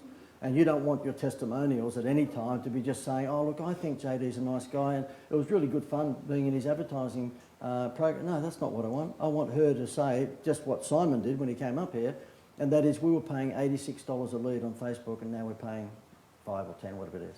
There's got to be before and after. Anybody, any other questions? Okay. Any relationship problems? Because we enjoy, you know, basically. Okay, it's from Facebook Live, and someone's a couple of bit inappropriate. Couple of inappropriate, good. Okay, good. They're probably the ones you'd like to answer, but good. Okay. One of them's about a commercial roofing contractor. Any advice about that? And so as we were going through doing the Facebook live stream, I was saying, hey, just wait until you see the fencing contract. I was just wondering if there was any more that you wanted to perhaps add in the context of a roofing contractor. Okay. Well, I mean, you could. I mean, again, this is off the top of the head, but you could actually do a similar thing, and that is the ugliest roof in Australia if you wanted to on Facebook. I don't know, you know, whether or not that would be as impactful, because it's really easy to see an ugly fence, but it's not so easy to see an ugly roof. Probably with anything to do with enhancing the look and feel of a house, particularly when it's a roof, because that's not the first thing that comes to mind. And the first thing that comes to mind if you're thinking about improving the value of your house is probably a driveway, it's probably landscaping and gardening and stuff like that. You don't tend to think, well, at least I don't think so. Does everyone agree with me? You don't tend to think of the roof first up. So what I would do is that I'd probably grab some statistics from ABS, the Australian Bureau of Statistics maybe, and that is that what value what extra value can be placed on a home if they've got a good roof? I don't know. I know that we had a turf farm on at one stage, and I was able to grab some statistics from America and Australia that said that if you had a brand new turf on the front yard and the backyard of the home, it could add up to 14% to extra value in the home. So we used that, and I used the actual source of being the American, whatever it was, Housing Association, and likewise the Australian one. So I mean, if you can possibly get some statistics on what a good, clean roof can do to the value of a home, that would be probably a pretty powerful headline as well. You got any easier questions at all, Simon? Or you just Yeah, I do, JD. Sorry, my mind's being naughty right now. But one of the questions is, what can I do for my business to maybe do some sort of wow giveaway? What sort of business is it, but? I don't know. He doesn't say. Is there any way that you can offer like a promotion or something like that? Is that a guy that's put that in the Facebook Live? Yes, it is. Could you just call him a dickhead? Yes, I will. Because I don't know until you tell me your business.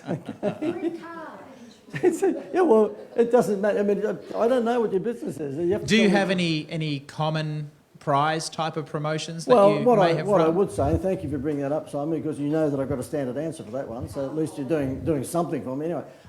Thank you, but JD. seriously, whatever business you are, type the business in because how can I answer it without knowing your business? Things that work across all demographics, generally speaking, are cash. You can't beat a cash giveaway. And you generally speaking don't want to do that yourself, so you should get an insured prize giveaway. So in the world that we live in, we have a pretty close association with a pretty big insurance company, and they insure prizes. So I can give you $1 million for 16 grand. I can give you $500,000 for 8 grand, and I can give you $250,000 for 4 grand. And the TV shows, Who Wants to Be a Millionaire, they don't give away any of that money. That's given away by insurance companies, and so is Deal or No Deal. And so how it works is that if in your instance, for example, you could give away a house worth $500,000 and it would cost you $8,000 insurance. And so you would say for everyone who has a meeting with you, I will give you a ticket into the chance to win $500,000. And at the end of that month or 6 months that you run the promotion, you draw one person out, and that person is invited to go online with the computer, and there's a big chocolate wheel. And the big chocolate wheel's there, and they have to pick a number between 1 and 250, let's say 102. They put it, and then they press spin, brrr, it goes around, and if 102 comes out, then they walk away with the new house worth $500,000. The insurance company doesn't care what they spend the money on, right? And if they don't win, then of course you give them a consolation prize, and that might be a trip to the theme park on the Gold Coast, it might be a Fiji holiday, it might be a year's worth of groceries, or whatever it might be. But you've got the Elvis found headline, and that is you have the chance to win X dollars. So number one is cash. Because don't give away a refrigerator. We've already got one in the kitchen and one in the garage for our beer. Do not give me a plasma. I've got 4 plasmas. I do not want a lounge suite. But give me cash, and I'll love you every time. The other thing that works is holidays or vacations if you're watching in America. So therefore, I can get off the plane from Fiji and you come up and give me a holiday. I'm going to give you a bear hug and go back up the stairs and go back to Fiji. I cannot get enough holidays. And the other thing that's universally appealing to all ages and both sexes is petrol discounts. So you can give a 18-year-old petrol discounts and you can give an 88-year-old petrol discounts. And the fourth and last thing that works is alcohol. But only for over 18s, of course, and that is that if you have alcohol, and I'm being serious, I know it sounds like I'm being silly here, but not that I've been silly so far, but alcohol is a universally appealing prize for most people over the age of 18. And sorry, there is a fifth one, and that is movie tickets. Okay, because it doesn't matter whether you're 21 or 101, movie tickets are good. But don't give prizes that people have already got. Don't give a refrigerator, don't give a plasma TV, don't give a lounge suite. Cash and more cash. How about a Tesla? How about a Tesla. Yeah, I guess so. Yeah, okay. Well, I mean, that's the electric motor cars and what have you are the new. They're sexier than organic food, aren't they, at the moment? So therefore, they are the new black. So yeah, okay. Yeah, that's all right too. I don't suppose that insurance company you're talking about is QBE. No, it's not. It's Lloyd's. Yeah, Lloyd's. So, but the thing is that if you go to Lloyd's and try and get these things, you'll pay double that. Okay, because we've been dealing with their broker here in Australia for 15 years. And that's how we can get $10,000 for $400. And no one in the world will get that. But I give this guy a shitload of work every year, and so therefore he looks after us, and we get a pretty good premium. Yeah. Drop his name for discount. Yeah, exactly. Drop my name for a discount. Okay, so therefore websites. Who would agree with me that in today's world that we live in, that your girl behind the desk, Susie, is no longer the director of First Impressions?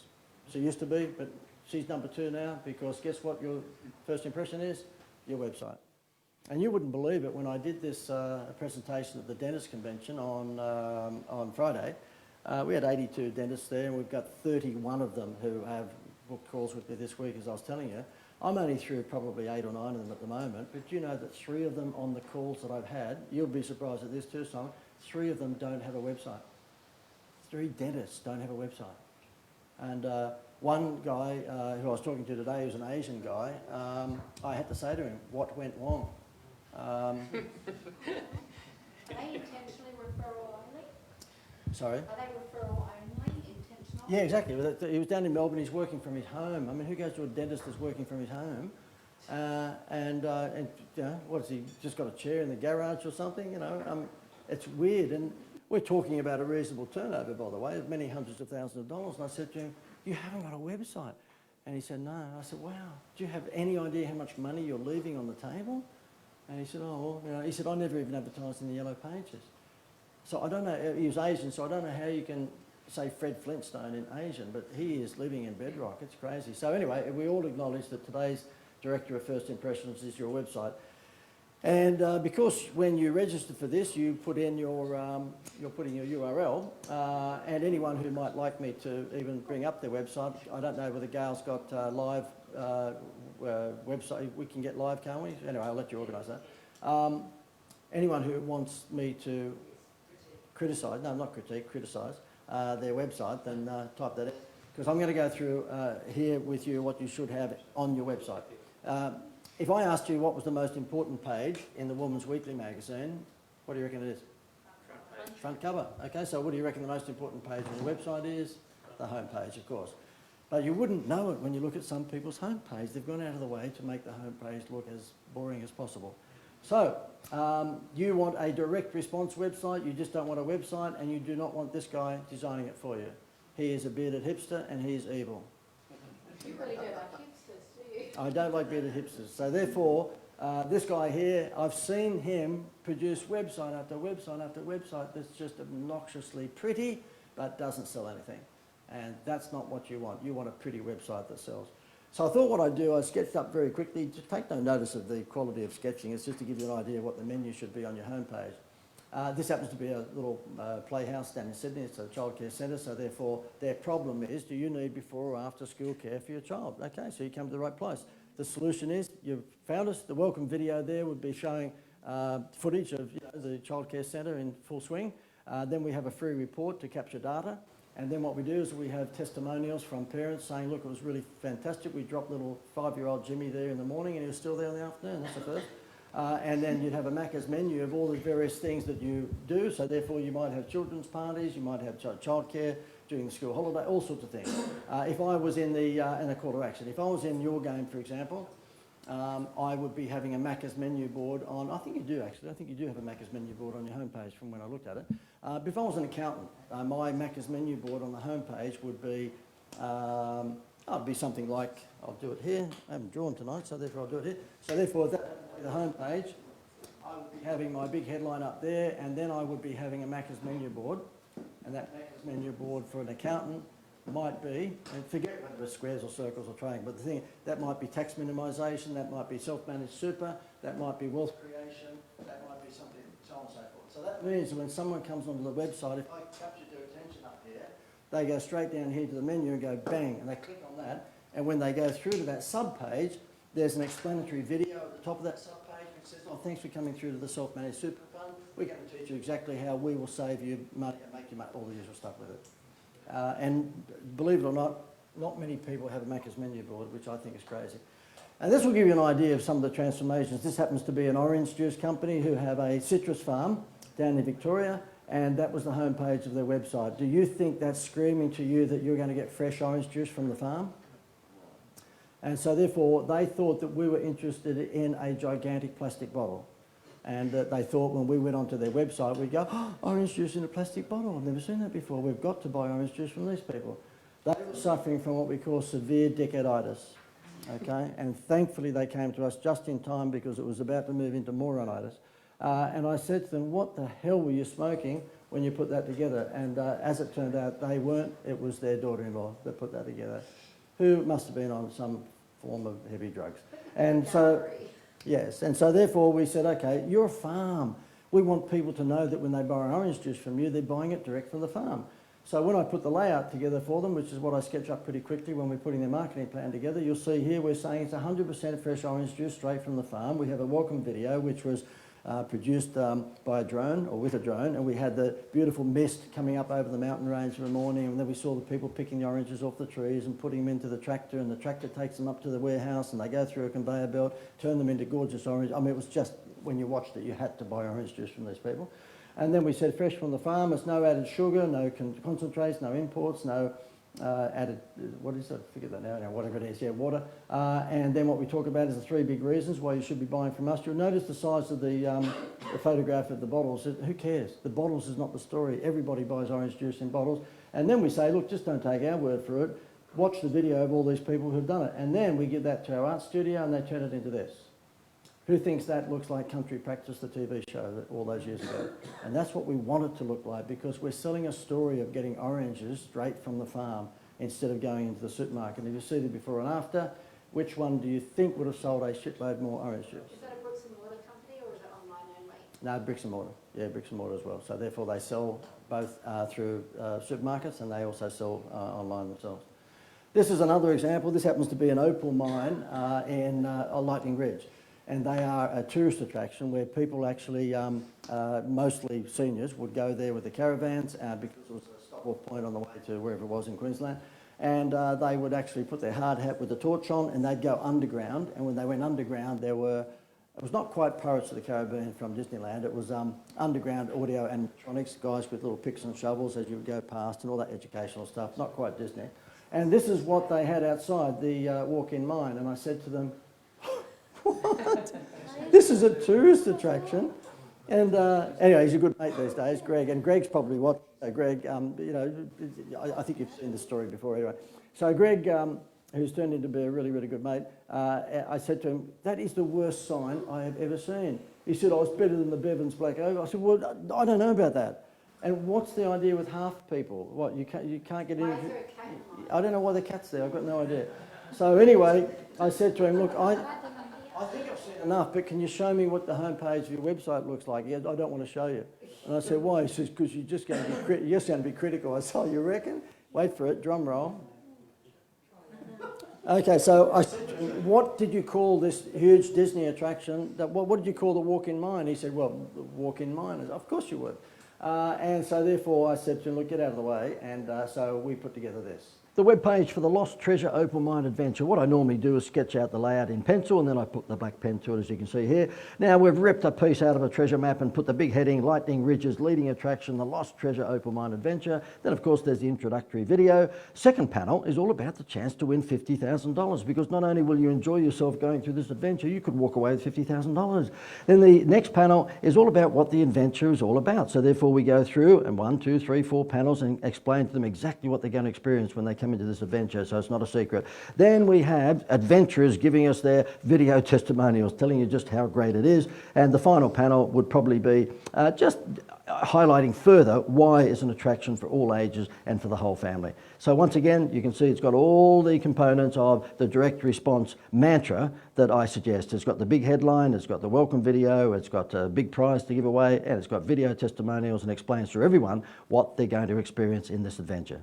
Okay, so then my layout goes to our art studio, and this is what it looks like these days, okay? So you'll see we've changed it to the Lost Treasure Open Mine Adventure, so it's not just a walk-in mine. And as you go through that, you'll see it's got all those direct response components. Which one do you think sells a shitload more tickets? Indiana Jones. Very Indiana Jones, yeah. So therefore, what we did there is widened the funnel, because what he was doing is that when he had this one here, I said, who goes through it? And he said, well, basically seniors. They pull up in their RV or they pull up in their caravan and they put the hard hat on. They couldn't do it. I'm claustrophobic. But, you know, these people go underground and they see some little displays and robots there. And I said, but it sounds like the most boring sort of tourist attraction. Is there anybody come out alive? He said, oh, we lose a few, you know. And so instead of getting 2 tickets from husbands and wives and only one comes out, here what they do is that they sell to families now, because we're Disney the whole thing. made a significant difference to the business, and this is the owner of the business, and this is what he's got to say. JD's transformed our whole business with just one idea. The transformation, as I said before, it is just amazing, the transformation, not even in the same class, and has put us in another category where we've actually attracted a larger, wider range of customers. Our audience that comes to us, our customers that come to us now is far bigger than it was before, which is what JD talks about, widening the funnel, and that's made a major difference to our business. Okie dokie. I thought I'd show you a couple of other transformations. This happens to be a Pool Slide company, and that was their homepage. And to me, that was not anywhere near as theatrical as it should be. You see, you need theatre. It doesn't matter what business you're in, you need theatre. Now, because I was lucky enough to do stuff with Seinfeld a few years back, of course, you go to my website and Seinfeld's on there more than me, but why wouldn't I milk the crap out of that? And so what you've got to do is determine what is your unique selling point, what is your theatre, and make sure that your brand persona sees through your website. And in this instance, I didn't think that had anywhere near enough theatre, so we turned it into this. It also had a video. It had a video, yeah, it had a video. You don't want to know what was on that video, but it had a video, yeah. And so therefore, we turned it into Waterworld, and you'll see here, 5 reasons why you should have a water slide in your backyard. Again, the data capture. We have the Macca's menu board. We've got the big heading, transform your backyard into a water theme park. Can you imagine that? I know when we had younger kids, they're adults now, but when we had younger kids, oh, Dad, could we have a water slide? And we always sort of, refused. We didn't do it because we just really love the kids that much. And you watch, just by luck, a couple will be watching there going, was it me that you didn't love, or was it the other guy? So anyway, we decided to turn this into a theme park. You'll see there's island background, all that sort of stuff, and significant difference when somebody goes there compared to going to a website like that. Okay. Is that a dangerous ground because most backyards wouldn't have an island and ocean in the background? So is there a little bit of a contradiction there because it's not a backyard? Do you not need to be careful about what you're displaying in your images? No, you're overthinking it. Yeah. I understand what you're saying, but yeah, no, there's no problem with that at all. It's not like you're inferring that, oh, well, we will give you a Pacific Island with the water slide. I don't think anyone's realistically going to believe that. Okay, so this one here, I don't know why we got 2 of them up together there. Give me a second. Oh, yeah. Anyway, that spoils that. But this here is what it used to look like. And it's a Great Value Holidays. I'm sorry you're seeing the before and after there. It destroys the whole crescendo build, but anyway. So this here is what it used to look like. And they take people on guided bus tours like that. And I said to them, what do you think, I wish that wasn't there, but what do you think's missing here? Don't think you'd survive it. People. Well, first of all, people. Yeah, exactly. So, you want to show in your advertising people who look like your best customers, okay? People who look like your best customers. And in their instance, they wanted rich seniors who could afford to go on a holiday and a guided tour holiday. And here I said to them, where do you take them? Mars? I don't know what the hell that is. So anyway, we put this together, and big difference. You'll see there that we say that they're the voted #1 best hosted holiday tour company in Australia because I asked 3 people, and it was unanimous. They were the #1 company, so therefore we said, well, voted #1. They were. So you work in the grey area. That's right. Yeah, it's advertising. Okay. Look, I had a coffee shop at Sanctuary Cove, and I reckon they did have the best coffee on the Gold Coast. And I remember saying to him, listen, why don't you promote that? He goes, well, how would we do it? I said, take a vote. So we walked out to 6 tennis ladies that were, there with the little yap dogs after they'd just played tennis on Sanctuary Cove. And they were all just having their morning tea. And I said, who thinks that was the best coffee you've ever had? Would it be the best coffee on Sanctuary Cove? They all put their hands up. It was voted best coffee in the Gold Coast. So we changed all their signage, changed all their Facebook advertising, voted #1 coffee on the Gold Coast. They had people driving from Southport to go to Sanctuary Cove to taste the coffee. Now, it was not telling a lie. It was great coffee. I'm not saying for you to say you're the best when you're not.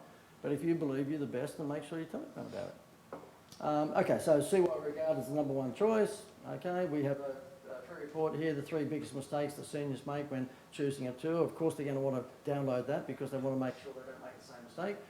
We give the Macca's menu board of all the destinations that they're going to. We then have video testimonials from people raving about it. This one here happens to be a local one on the Gold Coast, an orthodontics business here. Here's why many regard us as, oh no, it's not the Gold Coast, it's in Melbourne. Here's why many regard us as Melbourne's leading expert for child and adult braces. You'll see here we've got the picture of the target audience, we've got the explainer video, then we have the Macca's menu board, we have the free report if they want finance, which you guys obviously will be very familiar with. Oh, by the way, I was going to ask you, there's someone else in the room here that was talking to us before. I was going to ask them, do you offer finance with a solar? You do. Yeah, it makes a big difference, doesn't it? Yeah. Okay. Okay. Yeah, well, you've seen all that, so that's just the other version of what we just showed you there on the layout. Do you develop the reports? We can. Or is it leveraged from an actual report? Oh, no. Well, when I was going to answer your question, we provide a copywriter if people want to do that, so therefore there's no problems in us doing it. Most of the time the client knows more about their business than we do, so they actually give us bullet points and then we just get it pretty done. But it's funny you should say that, because this is what a report might look like. It doesn't have to be extensive. They're getting it for free, for God's sake, in return for giving you their data. So it can just be, as you can see there, 4 or 5 pages. It doesn't have to be a government report of 364 pages. You're offering them a free report, and normally the free report that works best is the 3 biggest mistakes. So frequently asked questions, covering those main ones. Yeah, exactly. So therefore, I mean, if you have the essence of it and you want it printed up by a copywriter, that's easy, not a problem. You're going to know more about your business than any copywriter, so therefore, as long as you give the bullet points, and that can be turned into a story. But in your instance, for example, it would be the 3 biggest mistakes people make when they are booking a scuba diving tour. Okay? In your instance, the 3 biggest mistakes that people make when they're getting solar power on their home, and so forth. 3 biggest mistakes that people make when they're investing in property, so on and so on. Because the fear factor normally is the thing that will get people to actually act. People will pay more to avoid pain than they will to enjoy pleasure. So that means they'll pay more to a chiropractor than to a masseur with a happy ending. Okay, creating a wow factor. Sorry? You held up a sign, I couldn't read it, so why don't you just talk to me? I can't hear you. Hot seat, okay. Yep, sure, okay, yeah. Stand down the back and on a little bit of paper, I couldn't read it. Yeah, okay, and we can do that just to show you how things can be fixed. Who here thinks they've got a shit website? Oh, we've got cracked. Good, Steve. Well, it's Steve, isn't it? Yeah. Steve, okay, Steve. Well, you've just been voted. We don't have any butcher paper, unfortunately, but do we have butcher paper? We don't. Okay, right. Okay, so can we bring your website up, Steve? Can you actually tell us what your website address is? Yeah, it's Sungod Solar, all one word, SUNGODS,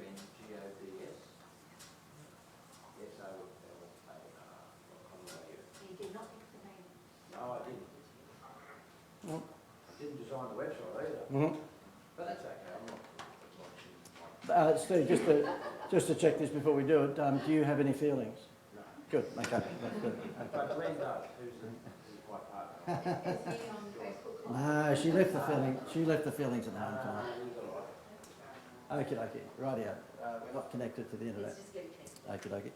So, Steve, tell us in terms of leads that you get, do the majority of your leads come from the website or do they come from referrals? No, we get nothing from the website. Okay, right. Zero. Well, we don't. We get some, very few. We pay a truckload for overseas call centres to badger people on the phone. Gotcha. Okay. Yep. Okay. And so they are from the Philippines most likely? No, they're from India actually, but we train them to, as best we can, not to speak. To remove the Indian accent. So to have the list as little Indian accent as possible. But we have a plumbing guy here, who's our lead qualifier. Okay. He takes them from to. Good. Okay, that's good. Okay. For those of you who are watching on Facebook Live, sorry about this interruption, but we should be back to you within maybe an hour or two. Sun is in sunshine. Yeah. Can we give Steve a microphone, by the way? Yeah. So, Down here. here's one, Steve. Steve? Steve, so can you give me your ideal target audience? Who is your ideal target audience? Our ideal target audience would be 40 to 55. That would be our ideal target And audience. socioeconomic, are they going to be more upmarket, downmarket? They're actually mid to higher. Okay, and are they price sensitive? Yes, very price sensitive. And why are they price sensitive? Because they compare you easily against any other alternative? Yeah, there's quite a significant number of people that call themselves a solar business, not electrical business, but a solar business. So there's a lot of retailers, call them, Okay. that flog it. Yeah. Okay. And you are in a really competitive industry. We are, Yeah. absolutely. But we're tough, we can handle And it. despite the government doing their best to wreck the whole industry over the last few years, Yeah. you're still making it. Absolutely, we're killing it. Good. Terrific. Okie dokie. So anybody want to take a stab before I do at what they would think, having seen what you've just saw with transformations and so forth? Anyone want to take a stab at maybe a critique, Missing a video. missing a video? My Yep. question would be, how many apartment blocks need solar panels? Good question. Anyone else? Steve's just leaving to drive to Bunnings to buy some rope. It's all right. Hit that. The logo, it looks like it's telephone bar. The logo, okay, right, okay, yep. I'm not too worried about that because I haven't bought anything lately from a medium-sized business based on their logo. I'm not saying I haven't bought a car or McDonald's or something like that based on a logo, but in terms of a medium-sized business, I am more interested in the tagline than the logo. I don't care whether it's a triangle or square, what have you. Yep. Because if I said to anyone here in the room tonight, could you draw the Woolworths logo, you couldn't. But if I said to you, what is the Woolworths tagline, it is, we are the fresh food people, okay? So therefore, don't lose too much sleep on the logo. I take your point, but don't lose too much sleep on that. Okay, look, it is all wrong. Yeah. Okay, so the whole thing is wrong because we're selling solar here and we don't have the imagery. I know that you're saying, well, it comes from the sun and energy, this, that, the other, but people are not that smart. So therefore, in this instance, and I remember looking at this the other day, so it's good that we actually did pick on you, Steve. Yeah, that's all right. Because I looked at it and went, oh, good, it's a tourist business. And they must be selling units in the high rises, and maybe it's the Q1. So that does not have the imagery that we want. I'll show you what that should be, okay? So therefore, if we had... I want to see the whole website. Yeah, okay, you scroll down the homepage, yep. That's it. No, there's about us and all that stuff just up the top. I rewrote the about us. I did that part at least. Good, Steve, well, we'll give you marks for that. Yeah, just go to the about us. See, I rewrote that. Good. Put the photo there. Put the testimonials there. I rewrote that. Hang on, so therefore, but Steve, just in that instance, and thanks for being a good sport, because we're just being silly. That's okay. But thank you, all jokes aside. But about us does not have a photo of us. No, it doesn't. Okay, so that is an oxymoron as well. So we've got a picture of a band, but I don't think anyone's going to go, oh, we've got to use Yeah. So if it's going to be about us, then it should be about us. Yes. Right? So, Correct. Okay, we go back to the homepage, if you don't mind, because I'll show you what should be done. And I know that this works because I've done it for other solar companies, so I'm cheating here because I've done this before. Okay, Good. so therefore, before I do it, who has seen the movie that won the awards last night at the Academy Awards? What's it called? Star is Born or something? Is that it? Star is Born? No, it didn't win. Okay, No, it it didn't didn't. Okay, well, let's say, who's seen Stars? Yeah. I don't know. Bohemian Rhapsody, Roma, they... Okay, so who's seen the Queen movie? Yes. God, you people have to get out more. I mean, so you come to this thing and you don't go to the Queen movie. Okay, we are the champions. All right, so therefore, if you've been to that movie, is there every likelihood that you're going to tell a friend or relative that, oh, that was a good movie? Yeah.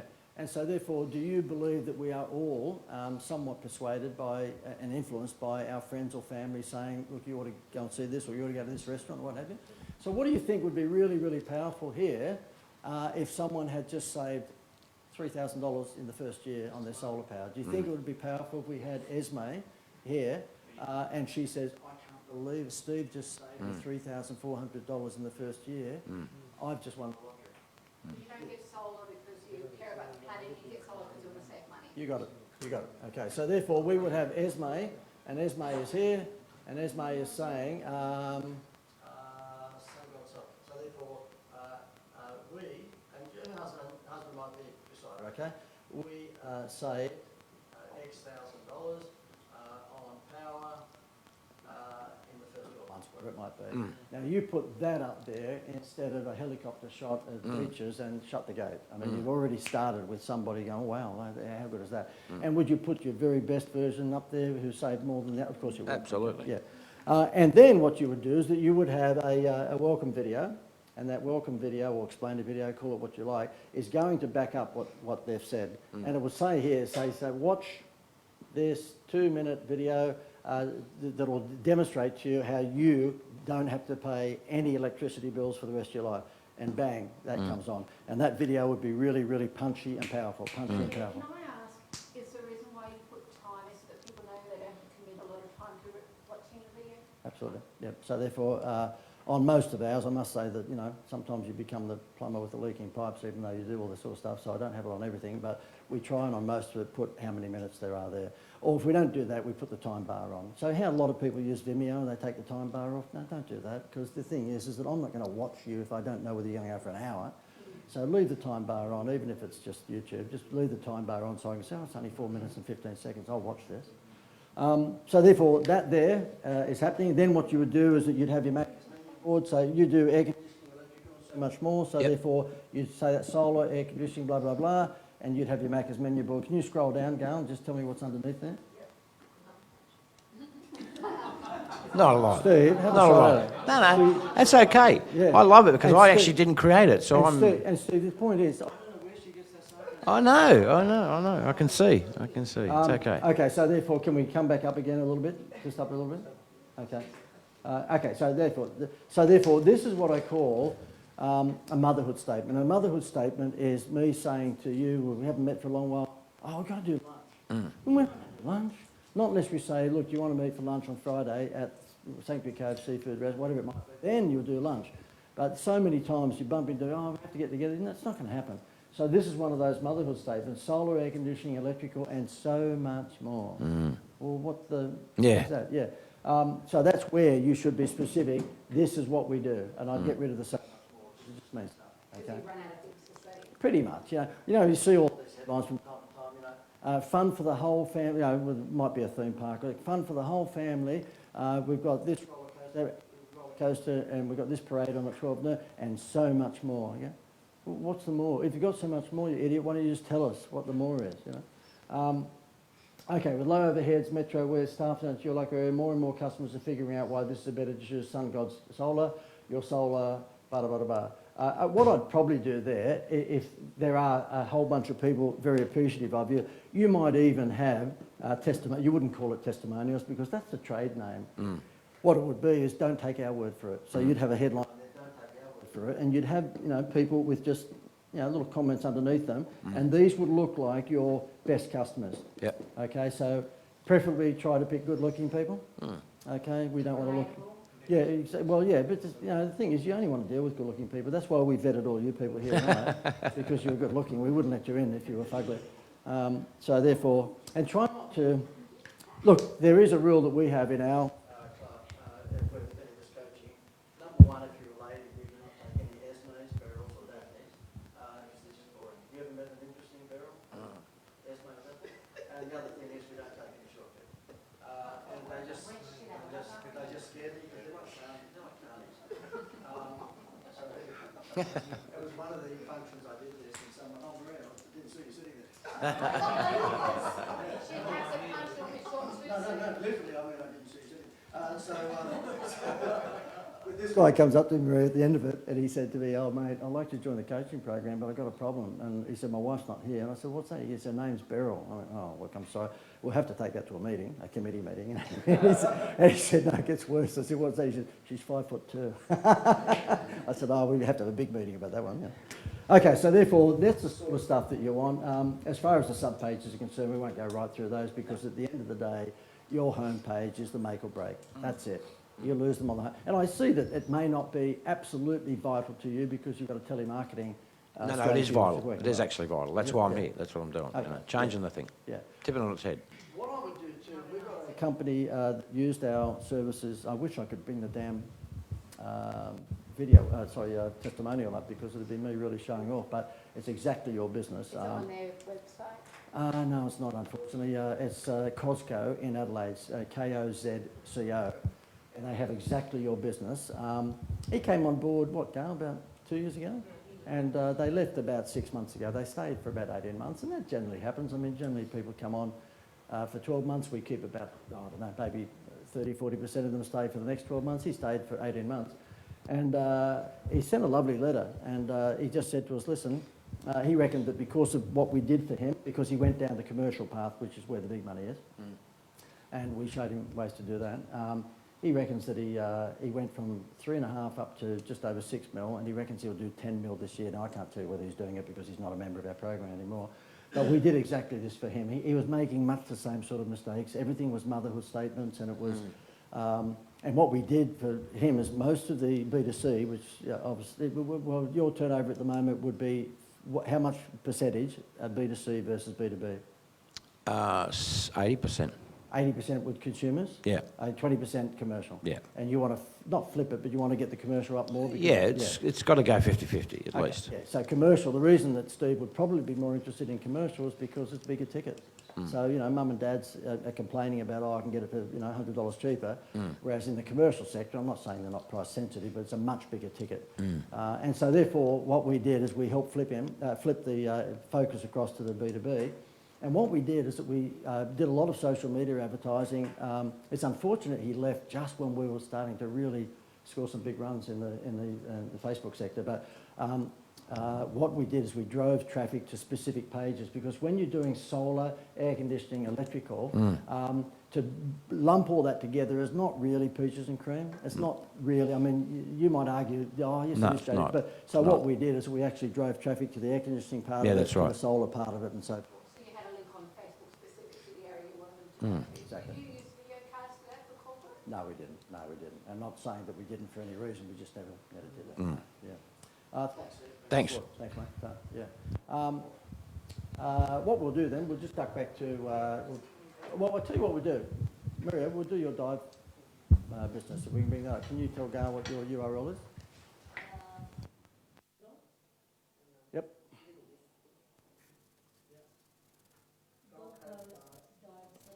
Gold Coast Dive Centre. Is that .com.au? Yep. Okay. You and I would just suggest, I know that Google says, well, did you mean this? But I would try as much as we could to go with the .com or .com.au.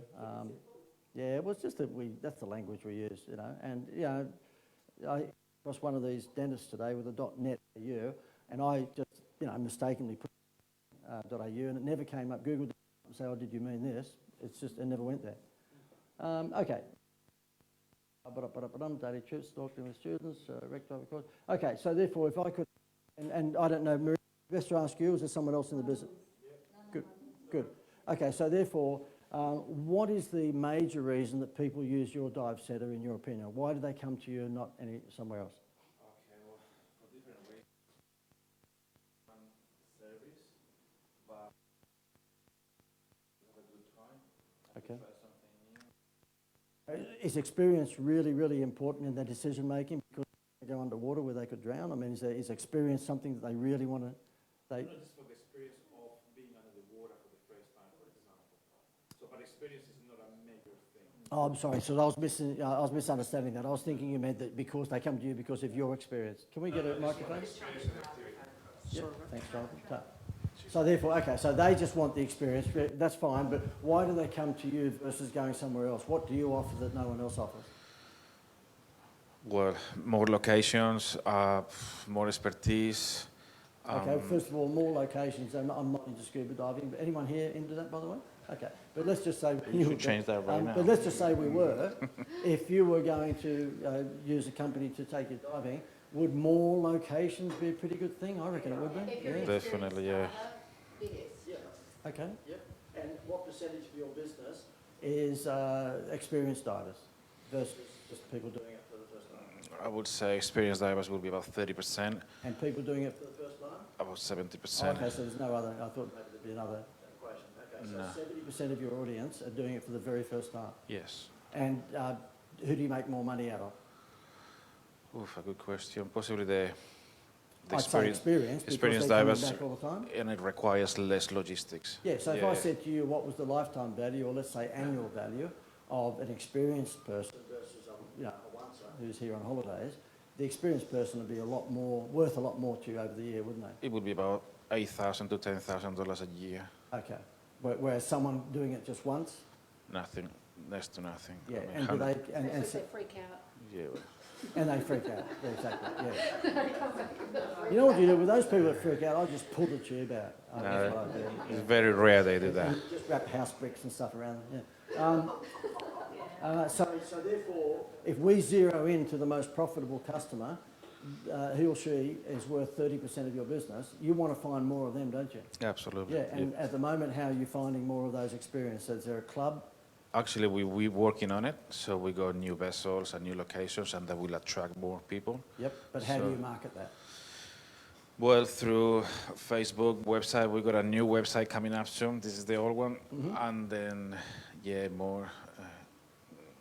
That's what we do. Okay. Right, so therefore, who votes that if we're going to go fishing, excuse the pun, that we would actually go looking for experienced people because they're going to be worth 8 to 10 grand a year versus the onces? Would everyone agree? Because this is basically a committee meeting here. Okay. So therefore, forget about it, this up here. Except one thing that I do think that you don't have is that you need to have your phone number loud and clear along there. Because when people are coming back for the second time, they don't want to scroll all the way down there to find your phone number, which I assume is at the base of the page, isn't it? Yeah. We don't have anyone scrolling the page, so I don't have any clue about that. So, yeah, I've just got smoking That's dope okay. over the camera. So the phone number will be here somewhere? Yeah, okay, here it is here. Size of a bee's dick, okay? So therefore, what we'll do is we get that right upstairs here, and nice big phone number there so that if they're turned on, they don't need to scroll, because some people just go, yep, that's it, I want it. You want that to make it as easy as possible for them to find it. Okay, so therefore we've got the phone number up here, and what I'd probably do here is I'd probably have experienced divers. There'd be a male and female or a few people there, okay, and they are saying, what would an experienced diver say to you when they say, oh, that was the best I've ever had? What would they say? What sort of comments would they make? That will be awesome. I want to come back again, and Good? Are you talking about the customer or the experienced? Yeah, the customer. Yeah. Okay, so this is inverted commas, the very best diving experience I've ever had. I felt safe would be a big Good. highlight. I felt safe and the locations were incredible. Love it. Okay, would be genuine. Here, and this would all be in inverted commas. None of here will say just one of hundreds of incredibly happy, experienced divers who come back and back and back to our thing. Because what you want to do is get the message really loud and clear to your most profitable audience. Okay, so we're not talking about the biggest audience, we're talking about the most profitable audience. The reason we've gone with this system rather than the bigger events is that when I hold a bigger event and we have 70 or 80 or 90 people in the room, you can bet your life that probably 40% of that room will be made up of uni students and first-time business owners, in other words, startups.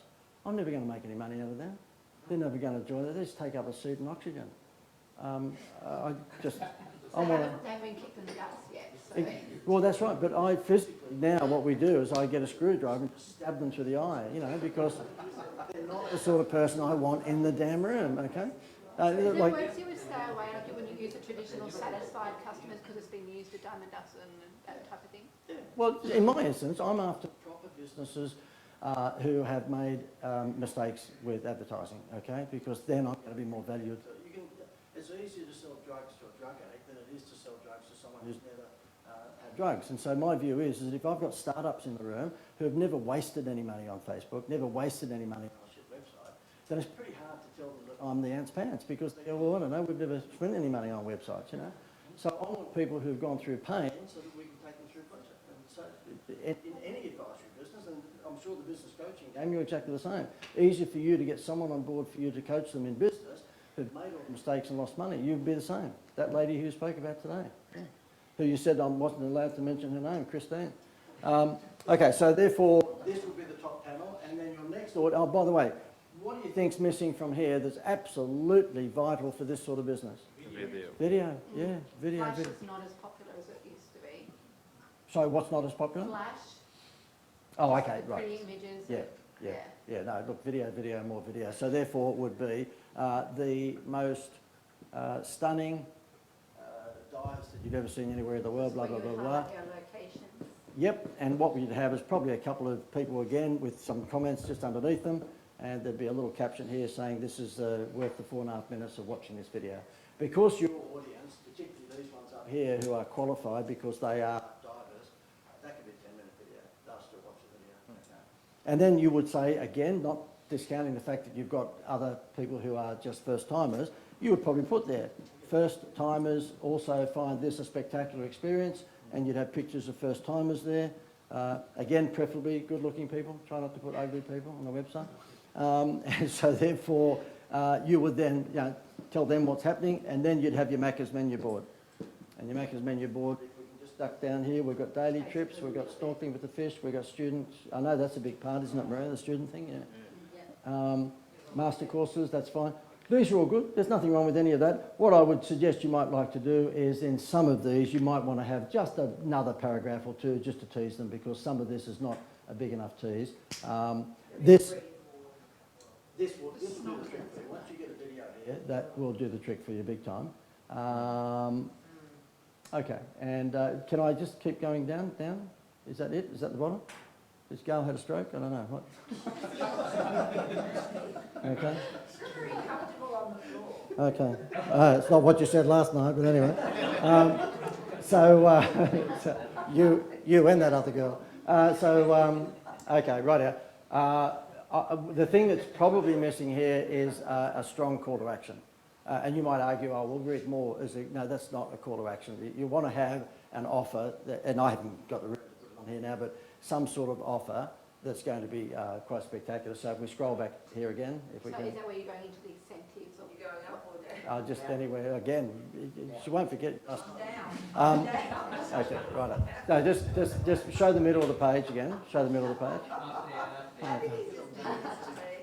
Okay. So therefore, at the moment, what you've done here is motherhood statements. So they're discover scuba. If you want to try scuba diving but aren't quite ready to take the plunge, discover that. Study scuba diving on the Gold Coast. Here we'll be training the students from around the world. These are nice, but they're motherhood statements. So what I would say here, if you really want to get the students, you could say, voted #1 student scuba diving course in Australia, okay? And you've asked five. That's section that's for international students. Oh, okay, fair enough. Okay, well, I didn't know that. But whatever it is. International student course. Okay, but whatever it is, this is I can do. Hang on. I've got a short attention span. But for the international students, they do get access to package deals for all their kids, so that could be an incentive that you could use. Gotcha. Yeah, fair enough. But what I would do here is in each one of these things have some sort of wow factor call to action. And because I'm on the spot here, I can't think of one off the top of my head, but it might be that if you are an international student, you want to do the courses, we've got you might even have a clock there ticking. There's a special deal until Friday that you can have, and you have a countdown, something of that nature. I'm just saying that bring direct response inclusions wherever you possibly can. You will have fence sitters on, like for every product, unless you say, I need to know by Friday, or I need to know. In your instance, you can do possibly the limitation trick. So you can say, look, we've only got a limited number. There's only 20 available. Or you can do the time restraint. Okay, so you say it's only available until 5 o'clock for Friday afternoon. Fear of missing out. Yeah, exactly. Well, it's basically a scarcity or time limitation. Okay, that's it. Well, can you put your hands together for me?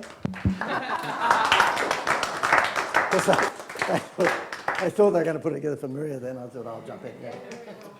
Okay, so therefore what we'll do is show you how to create a wow. If I could just ask you, why do you think we want to create a wow? To take their eyes off the price. Okay, so you do not want people buying your products and services on price. This happens to be some samples I'm just going to run through with you. This is a dentist, of course. This one I think was down in Melbourne. And so what we're saying there is that because your dentistry is pretty much the same as everyone else's dentistry, and he didn't have an artificial wow factor, in other words, he wasn't open late at night, and he wasn't open on Sundays and all these things that would be, an organic wow factor, we have to dream up an artificial one. So we're a quick sketch I put together, and we say, okay, then you can actually get free movie tickets when you actually come in for clean and polish. So therefore you actually get free movie tickets. Is that going to create a stampede? No. Of course it won't, but what it will do is it will act as a conversion tool. So you've got two things, you've got a lead generation and you've got conversion. In my view, that was more of a conversion tool. In other words, people thought about getting a clean and polished, but they knew they could go to 10 dentists, but this one actually gives them 2 movie tickets, why not go there? This happens to be a childcare centre, and I'm only showing you that so that you know what's coming up is actually relevant to that. I spoke at a childcare convention in Sydney last year, and there was a whole bunch of people there that owned, child mining centres, and I said to them, "What's your biggest problem?" And they said, "Churn." The biggest problem is churn factor, because there's as many child mining centres now as there is, retirement homes. So both of those have really had a big growth in the last 10 years. And a guy came up to me from Perth, and he said, "Look, we have an upmarket childcare centre, but our biggest problem is that we're charging $120 a day to mind someone's child, and there's childcare centres opening up around us who are charging $70, $80 a day." And he said, "We are the David Jones, and they're the big W's, but we're losing out to them because the yummy mummies are taking their kids and putting them into the $70, $80 a day instead of our $120, $130. And I said, "Well, you have to take their eye off the price." He said, "Well, we tried that because really our facility is really upmarket compared to theirs." This isn't it, by the way, so just there's photos here just to remind me what the story is. And I said, "Okay, so you are the Palazzo Versace of childcare centres." And he said, "Yeah, and by the way, Glenn, this is Mal over in Perth." And so I said to Mal, "Look, you've got to stop them from looking at the price." And he goes, "How do I do that?" I said, "Pretty easy, just do this." And so therefore, I said, "First of all, would you be willing to give up 10% of your sale price if we could stop the churn?" In other words, mum's leaving. He goes, "Yeah, of course I would." Who here, for example, if I said to you, who would be prepared to give up 10% of their sales if we could double your business? Shit, yeah. Everybody would. I would, everyone would. And I use the hairdressing analogy from time to time. I say the hairdresser put a sign outside her hair salon today and said 10% off. No one's going to go in. We get 50% off with Groupon.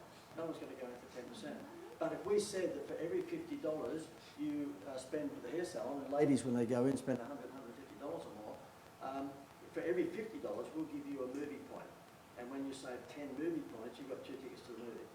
And so therefore, if you say 10 times $50, that's $500. A $50 gift card from Big W, you can buy the movie ticket gift card, the Hoyts gift card, $50 as opposed to the 500, 10%.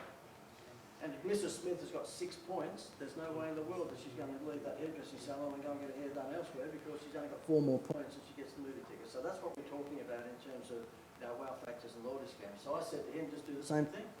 If you're charging $120 a day, in fact I think it was $130, but let's say $120 a day, and Gail probably has a calculator, so I'll give her to do it. $120 multiplied by 20 days, so therefore we keep the child there for 20 days. Not keep the child there for $20. So she said the average was about 3 days a week that they put their child in. And so we'd say, okay, well for 20, you get a Disney point for every day you have your child there. And when your child's there for 20 days, which is 20 times 120, what's that? That's 2,400? Is it 2,500? Then we will give you a life-size Disney doll. We're talking this size, by the way. And these are $250 wholesale. It's better than stickies. Better than who? Stickies. Stickies. Anyone with kids know about stickies. No, I don't know. You spend $30 and you get a stupid little plastic toy that you may get a double of or a triple of or a quadruple of. You don't know because it's in packets. Gotcha. Okay, that's it. Yeah, Yeah. for kids. Yep, Very gotcha. popular. Gotcha. Well, this is much better than stickies because this is something which has got a wow factor written all over it.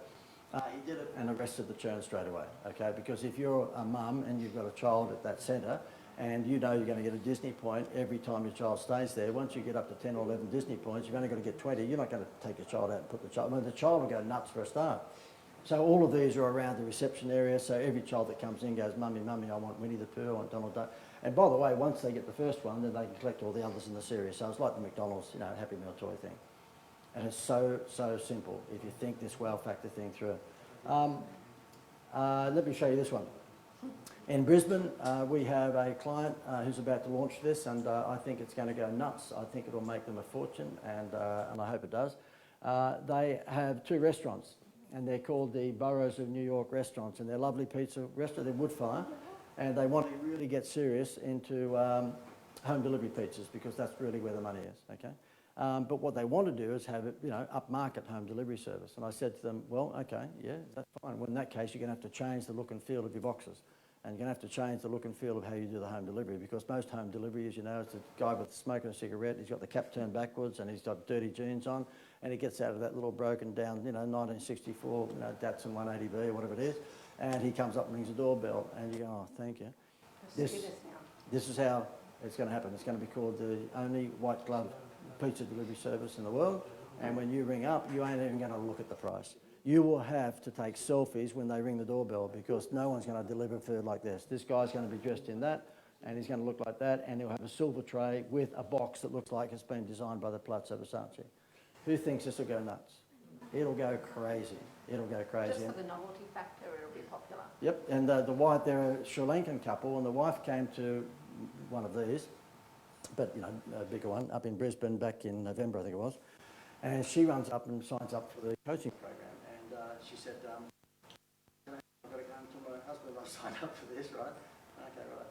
Anyway, they had their first call, because that's what happens about a week later, so their first call, and the husband gets on board, and he said to me, my wife came home and I saw the credit card smoking, with smoke coming out of it, so I thought, what the hell's going on here? She's joined a coaching program. I said, yeah, no, a smart woman that you married. And he goes, righto, well, let's see how good you are. So I said, mate, if you go any further, can you tell me what your wife told me that night is the case, and that is you only concentrate on home delivery. He goes, yeah, it's a $480 million industry in Australia, and we want our piece of it. So what we want sort of like Pizza Hut, where they've just got a hole in the wall, and then basically they just ship the things out like Domino's do. And he said, but we don't want to sell on price. I said, well, okay, if you don't want to sell on price, you've got to look like David Jones.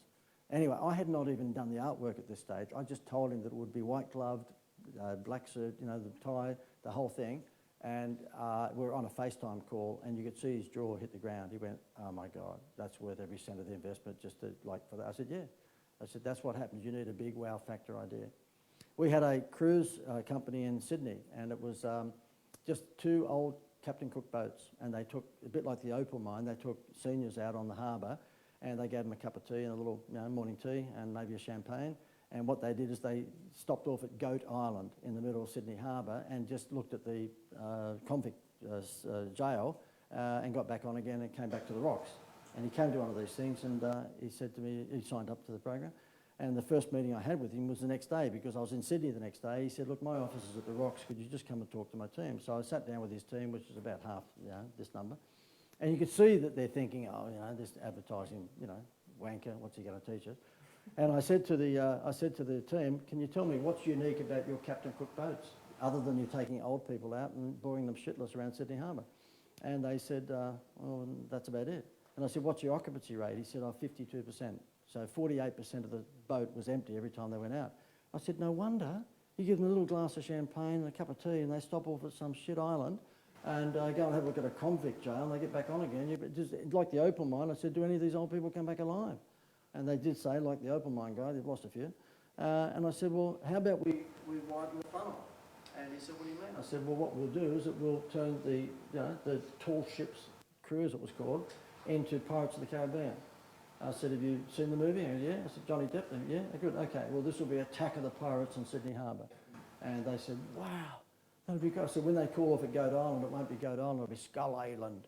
We're taking you to Skull Island. And we'll widen the funnel because every kid in Sydney is going to want to go on a pirate ship. They do not want to go on Captain Cook's boat, And you wouldn't believe it.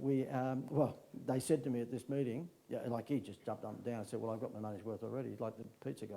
And anyway, one of the staff said to me, well, where are we going to get the pirate show from? Because I said, have you seen, who's been to Disneyland? Okay, so down the road from Disneyland, they've got what's it called, the pirate show go? Is it the pirate show? It's the pirate dinner show anyway, yeah. It's at Buena Park somewhere, yeah, near Knott's Berry Farm. And we've been to it a few times and it's good, so you go and have your meal. It's like the one up near Dreamworld here, but it's whatever it's called, the Australian Outback thing. And they said to me, so where are we going to get the pirate show? I said, I don't know, I just pulled the idea out of my arse. How am I going to know where to get the pirates just yet, for God's sake? So you wouldn't believe it, God was watching, and there was an amateur pirate show in a scout hall in Mossman, and they had nowhere to put the pirate show on. So, of course, we got them, we put them in. That guy's turnover went from 10.1 to 15 million in the first year. And it was complete rebranding, but he did it in 3 weeks. So, therefore, he did not have to do much with the boats. All we did is put the pirates in all their gear, and we put some fake cannons on there, and then I wished I could play the YouTube thing. Have you got the YouTube thing going? Yeah. Just look up YouTube, and then just look up Attack of the Pirates on Sydney Harbour, and you'll see it there, okay? But the thing is that we widen the funnel. If your audience is niche, I'm not saying for a moment that you don't want to look for what you do, and that will probably be niche. Like yours, for example, would be people who've already been diving, so they've got experience in diving. But by the same token, there's a lot of us where, you know, you want to widen the funnel. You just want to widen the funnel. I'm doing a deal with a Filipino company at the moment, and it won't be available for some time, so therefore it's not something I'm teasing with at the moment. But we're going to provide websites for just $147 a month. And so what we'll do is that we'll build the website, and if for smaller businesses that can't afford to pay $3, $4, $5 grand for a website, they just come on and they actually, it was the one that I told you back then, where they come on and they pay $147 a month, and every 2 years they get a free website. And if they do the maths, you know, 24 months multiplied by 150 a month, they're still only going to work out paying $3 and a bit grand for the website over a 2-year period, but every 2 years they get a free website. Now, I'm able to do that with the company in the Philippines because we're getting the websites done for a relatively low cost. And the reason it's going to be really, really sexy, I'm only saying this because of widening the funnel. So at the moment, people come on my program, we'll introduce them to website designers that might charge them somewhere between $2,000 and $4,000 for a website, depending on what it is. But there are a whole bunch of businesses out there that haven't got the $2,000 or $4,000. They just want a new website, but they can't afford it. So we put them on a subscription program, which we call the Netflix program, and they pay for that website on a monthly subscription. And if they stop the monthly subscription, we take down the website, of course, because it's not that silly. And on that subject, can I ask who... Does a client own the domain name and everything? They own the domain name, because generally speaking, it's, you know, the one they've already got. They've just got a sexier website. These are 6-page websites. But if they stop paying us the subscription fee, then of course we take down the website because we're hosting it. You know, you can't expect that we do anything less. But one thing I would ask you guys is that, does anyone in the room here think, see, nobody gets, and it's not because I'm putting myself on a pedestal, it's just no money in it. People say to me after this sometimes, oh, JD, can I chat you a coffee during the week? No. What do you expect me to say? Oh, a coffee, $4. I've never had a coffee before. That's fantastic. One guy rang up last week and said, look, I don't want to join in your program, but can I just get together and suck your brain for a while? Sure, sure. I'm Mother Teresa's brother-in-law, of course. Yeah. And he said, why not? I said, because I'm not a dickhead. You are, but I'm not, you know. So the only way that people get onto our program, and the only way I can make good money, is because what we charge for what we do, I think, on a monthly basis is insane. In terms of being low and good value, is to put people on a 12-month program. So when people actually join our program, they're on a 12-month program. And you will see what you've seen here tonight. You know, we're the real deal. I mean, you couldn't make this shit up, so therefore you can't go through, and this is like that percentage of what we've done. But the thing is that they're not going to, I'm not going to give these sorts of ideas out and have like an hourly rate. That would be nuts. Can you imagine? I see this guy's business go from 10 to 15 million and I get an hour at $200? I don't think so. And likewise, that white glove thing, that is going to be an industry game changer. The Building Society, I got Jerry Seinfeld to do their advertising, and we paid him $1.1 million a year for 3 years, so that's $3.3 million. Their net worth went from 3.8 to $5.2 billion in the first 2 years. So do you think that I was going to give that away for an hourly rate? Not a chance. And the reason I'm showing off like this is because you should not do the same. And particularly in the business coaching game, I mean, you would be probably monthly sort of subscription, would that be fair? You're in? Yeah. Who here thinks that they can do the monthly subscription model? Because the Netflix model is brilliant because you can binge watch 100 movies this month and pay $100. You actually go away next month to Fiji for a couple of weeks and only watch 2 movies. Sorry, not 100, you pay $15, okay? So you can watch 100 movies and you just pay $15. You can go away next month for on holidays and you only watch 2 movies, but they'll still work your card for $15. So therefore, it's fair for both parties. You can binge watch when you want, you know. So what happens in my instance, when people join my program, they might milk the crap out of me because they get unlimited access to me on 1 or 2 months because they've got a convention in Sydney that they're going to and they want to know what the stand should look like. So I'm sitting up to midnight sketching out what the stand looks like. They want to put out a direct mail campaign, so they need a brochure, they need a letter, they want to put a Facebook campaign, and they milk the crap out of me for 1 month, but they still only get whacked 1 month. And then when they say to me the next month, oh, look, we're going to be away on holidays for a week, so therefore would you discount? No, you dickhead. Did you just see that you got 3 months worth of stuff out of me the month before? No, it doesn't work that way. It's called the Netflix model. So do you have, anybody here thinks in their business they have the potential of Netflix model? You do. You absolutely do with these guys. I don't make the decisions.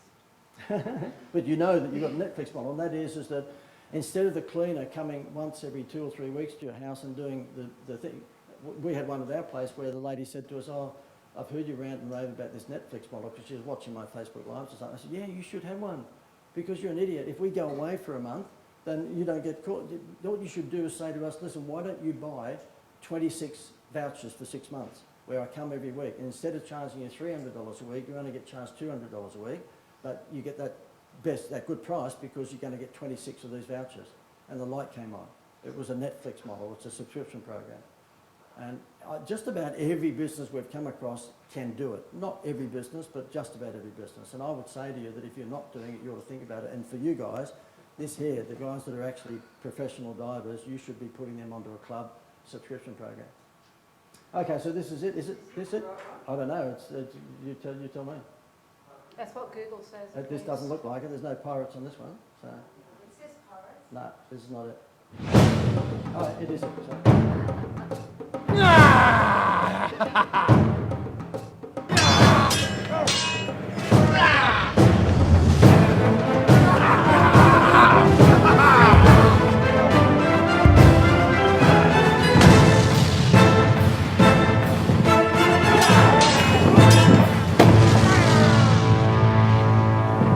Who thinks if a kid was like that on TV or on Facebook, they might say, Mum, Dad, I want to go on that pirate ship, okay? And all it was 2 old Captain Cook boats that this guy bought.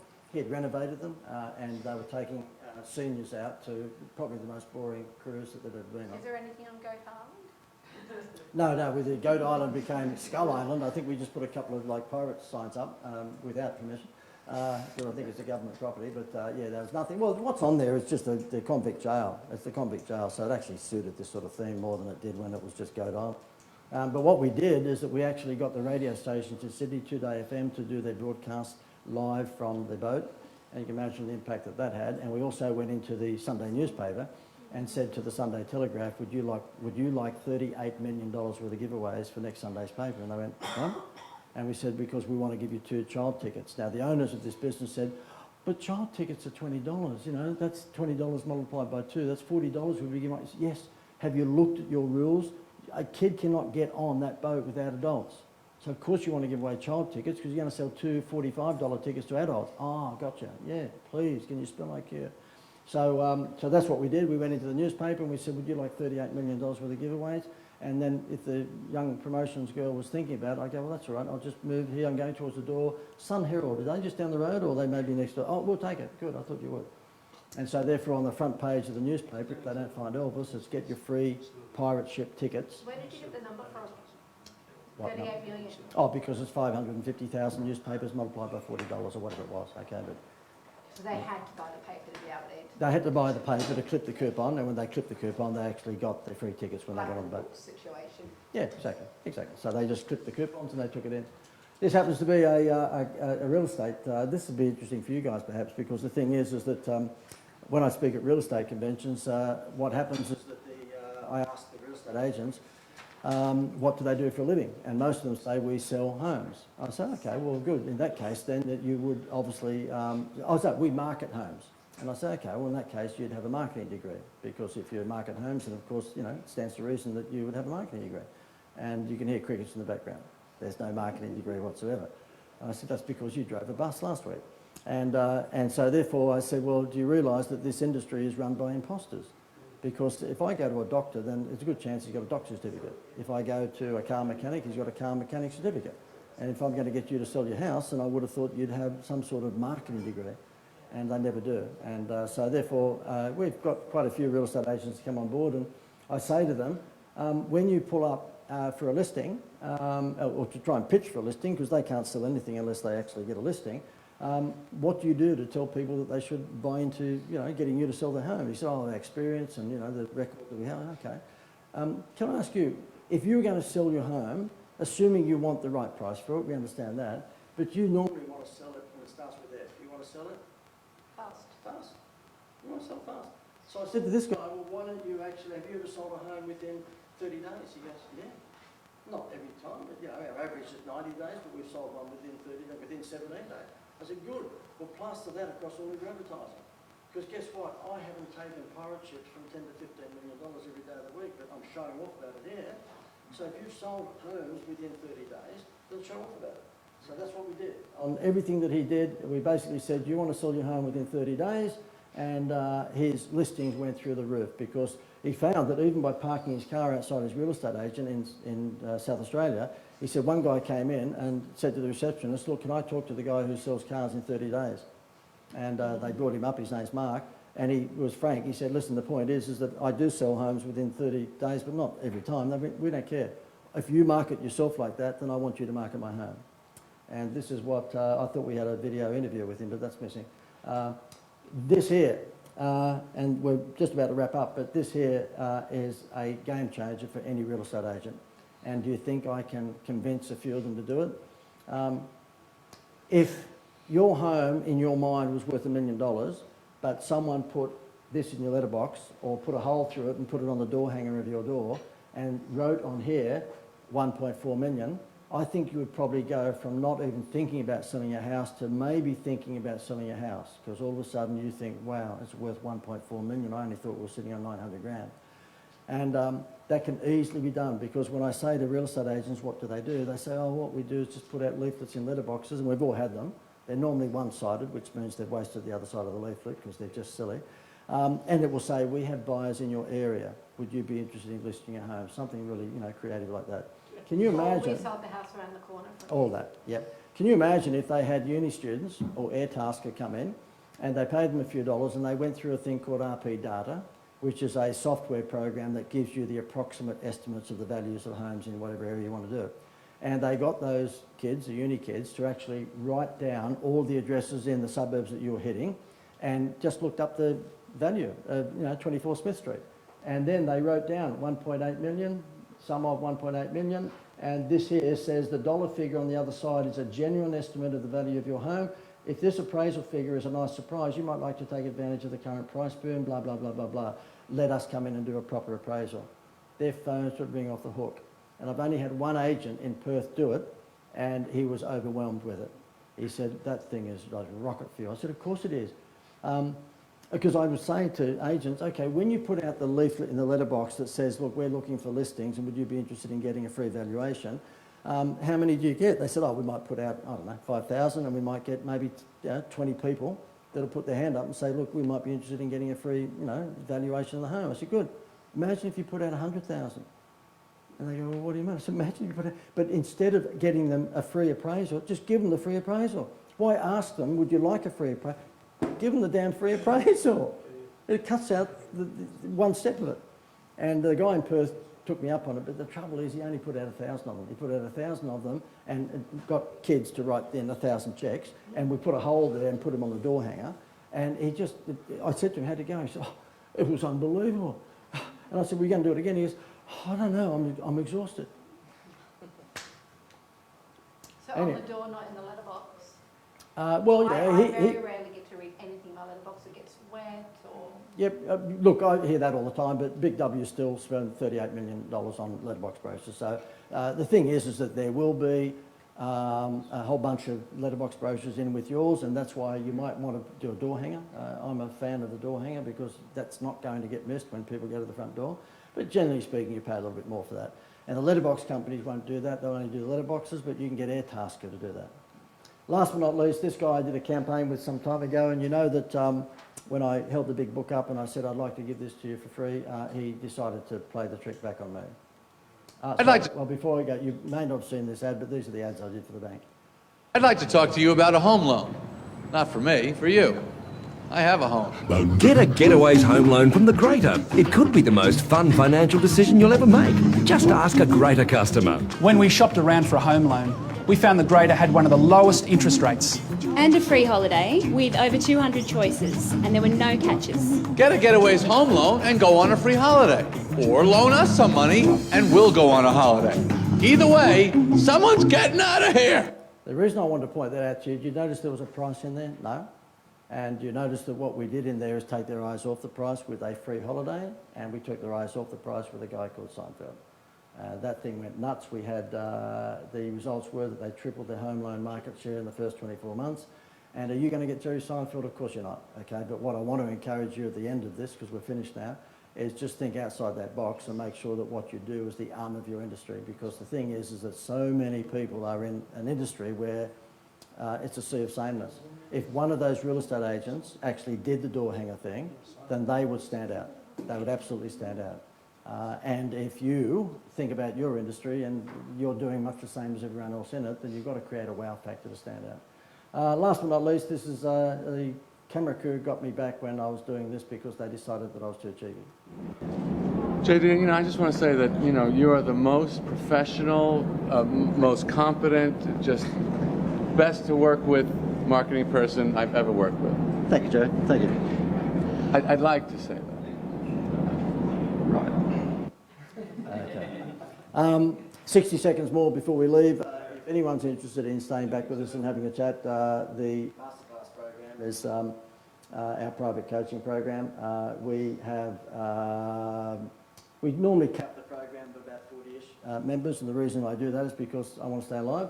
And these private coaching programs are pretty high maintenance because what happens, as you know, when I showed you at the very beginning of this, it's a pretty comprehensive marketing plan that we put together for the business. It is normally this money, $4,500 a month. What we do at our events is take $1,000 off that, so it's $3,500 a month, or $3,497, so it's near enough to $3,500 a month. And with that, we take over all your marketing. And so essentially what happens there is that we provide you within 10 working days with a pretty comprehensive marketing plan. I think I actually showed you on the screen at the very beginning of this presentation what they look like, but they are pretty comprehensive. So therefore you would get recommendations from us that take everything offline and online. Most of it these days is online. And the marketing plan, I don't think you'd probably get something as comprehensive as this if you even went to the best advertising agency in Australia. This is a really comprehensive marketing plan. The big difference with us and an ad agency is, aside from the fact that they tend to concentrate on creative only, what you'll find in this marketing plan is that you'll get it within 10 working days. So within 10 working days of us having our first meeting with you, you get a marketing plan. And you also get unlimited access to Simon and myself, and we provide you with 12 months social media management. So therefore, when Simon asked you before if you were doing Facebook advertising, how many people were doing Facebook ads here? Okay, well, you know, if you are doing Facebook advertising, it's pretty painful to keep on testing and measuring different ads all the time. And of course, you've got to book the ads. You've got to make sure you keep a dashboard to know exactly what's going on.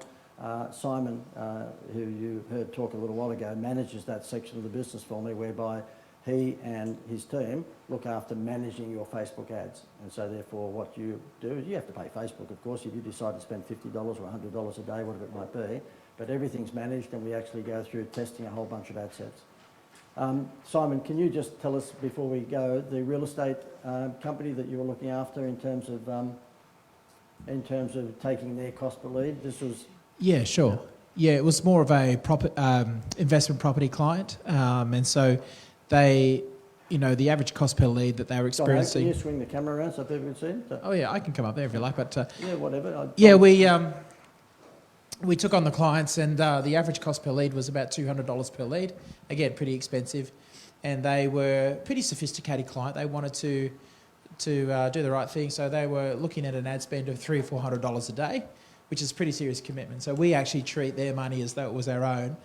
And so with that, we created about 42 different ad sets, right, all across Sydney and Perth. I won't give any names to the clients, but just as soon as we started, we saw leads come in, cost per lead at about $65, so it's a far cry from $200 a lead.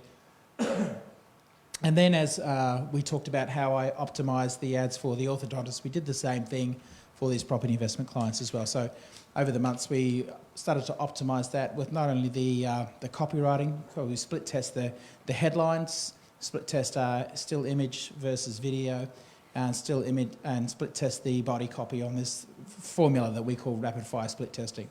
Right, so then we found out our champion, and that's where we put all of our money in terms of that particular style ad, and then we optimised by audience.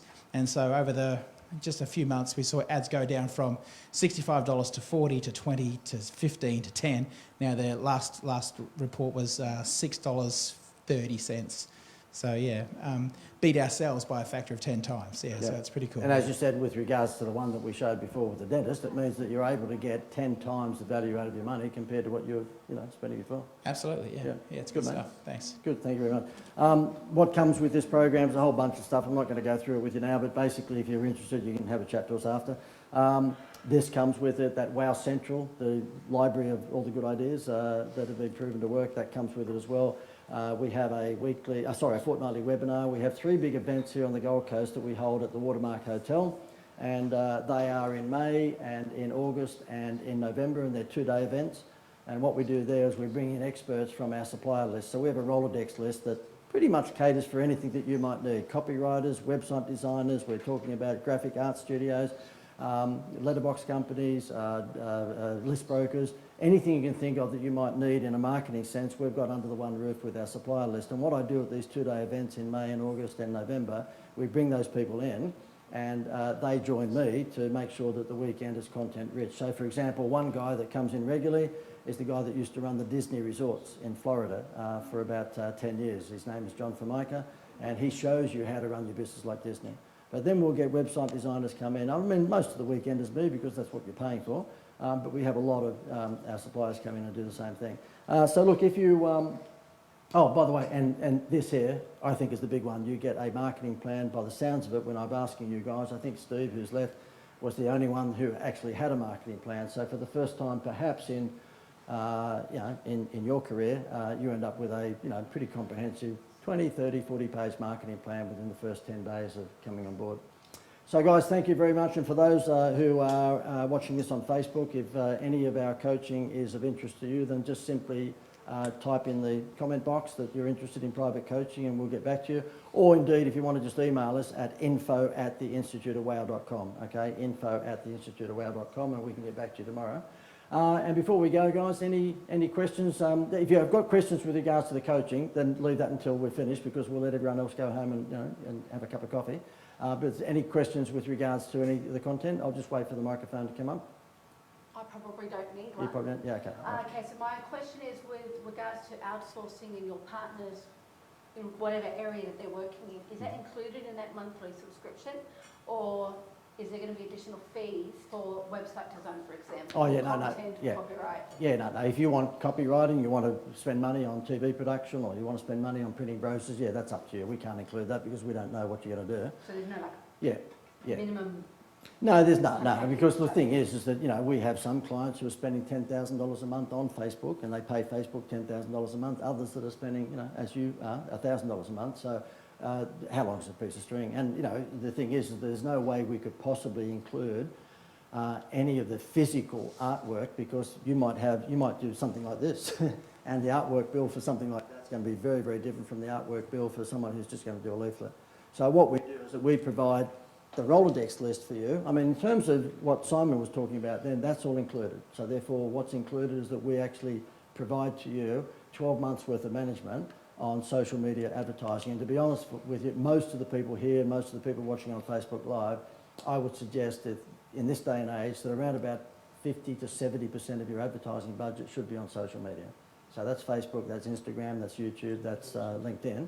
And what happens is that because Simon has the team to look after all that, we provide the management of that for you, okay? But you have to determine how much you're going to spend on those platforms because that's your call. The main thing, if I was sitting in your chair, I'd just do the maths. I would just do the maths, and the maths are, okay, if this guy's charging $3.50 a month for their services, how much more of whatever I sell do I have to sell to make that a sensible investment? And if you're selling little widgets for $50, then maybe it's not for you. I don't know. But if you're selling house and land packages, then you know that your break-even point for what I'm charging is pretty achievable. And so that's the way I always look at these things. Okay. Sorry, Simon, you were going to say that? Oh, okay. I thought you put your hand up. I thought you were going to ask a question. Okay. Why would you ask a question? You're part of the team. Yeah. But yeah. So the thing is that if I was in your seat and this is of something of interest, if it's not, then that's fine. But if it's something of interest, I'd probably do the break-even point and say, okay, how many new customers do I need to break even with this sort of investment? Okay. Righto, guys. Well, thank you very much. And if you're interested to talk to us about one of the programs, stick around and we'll just have a quick chat to you. And if it's not for you, then that's fine. And if it's not for you, then I hope tonight there's a good chance that you will die in your sleep. Okay. So thanks for hanging around anyway, guys. All the best. See you later. Thanks.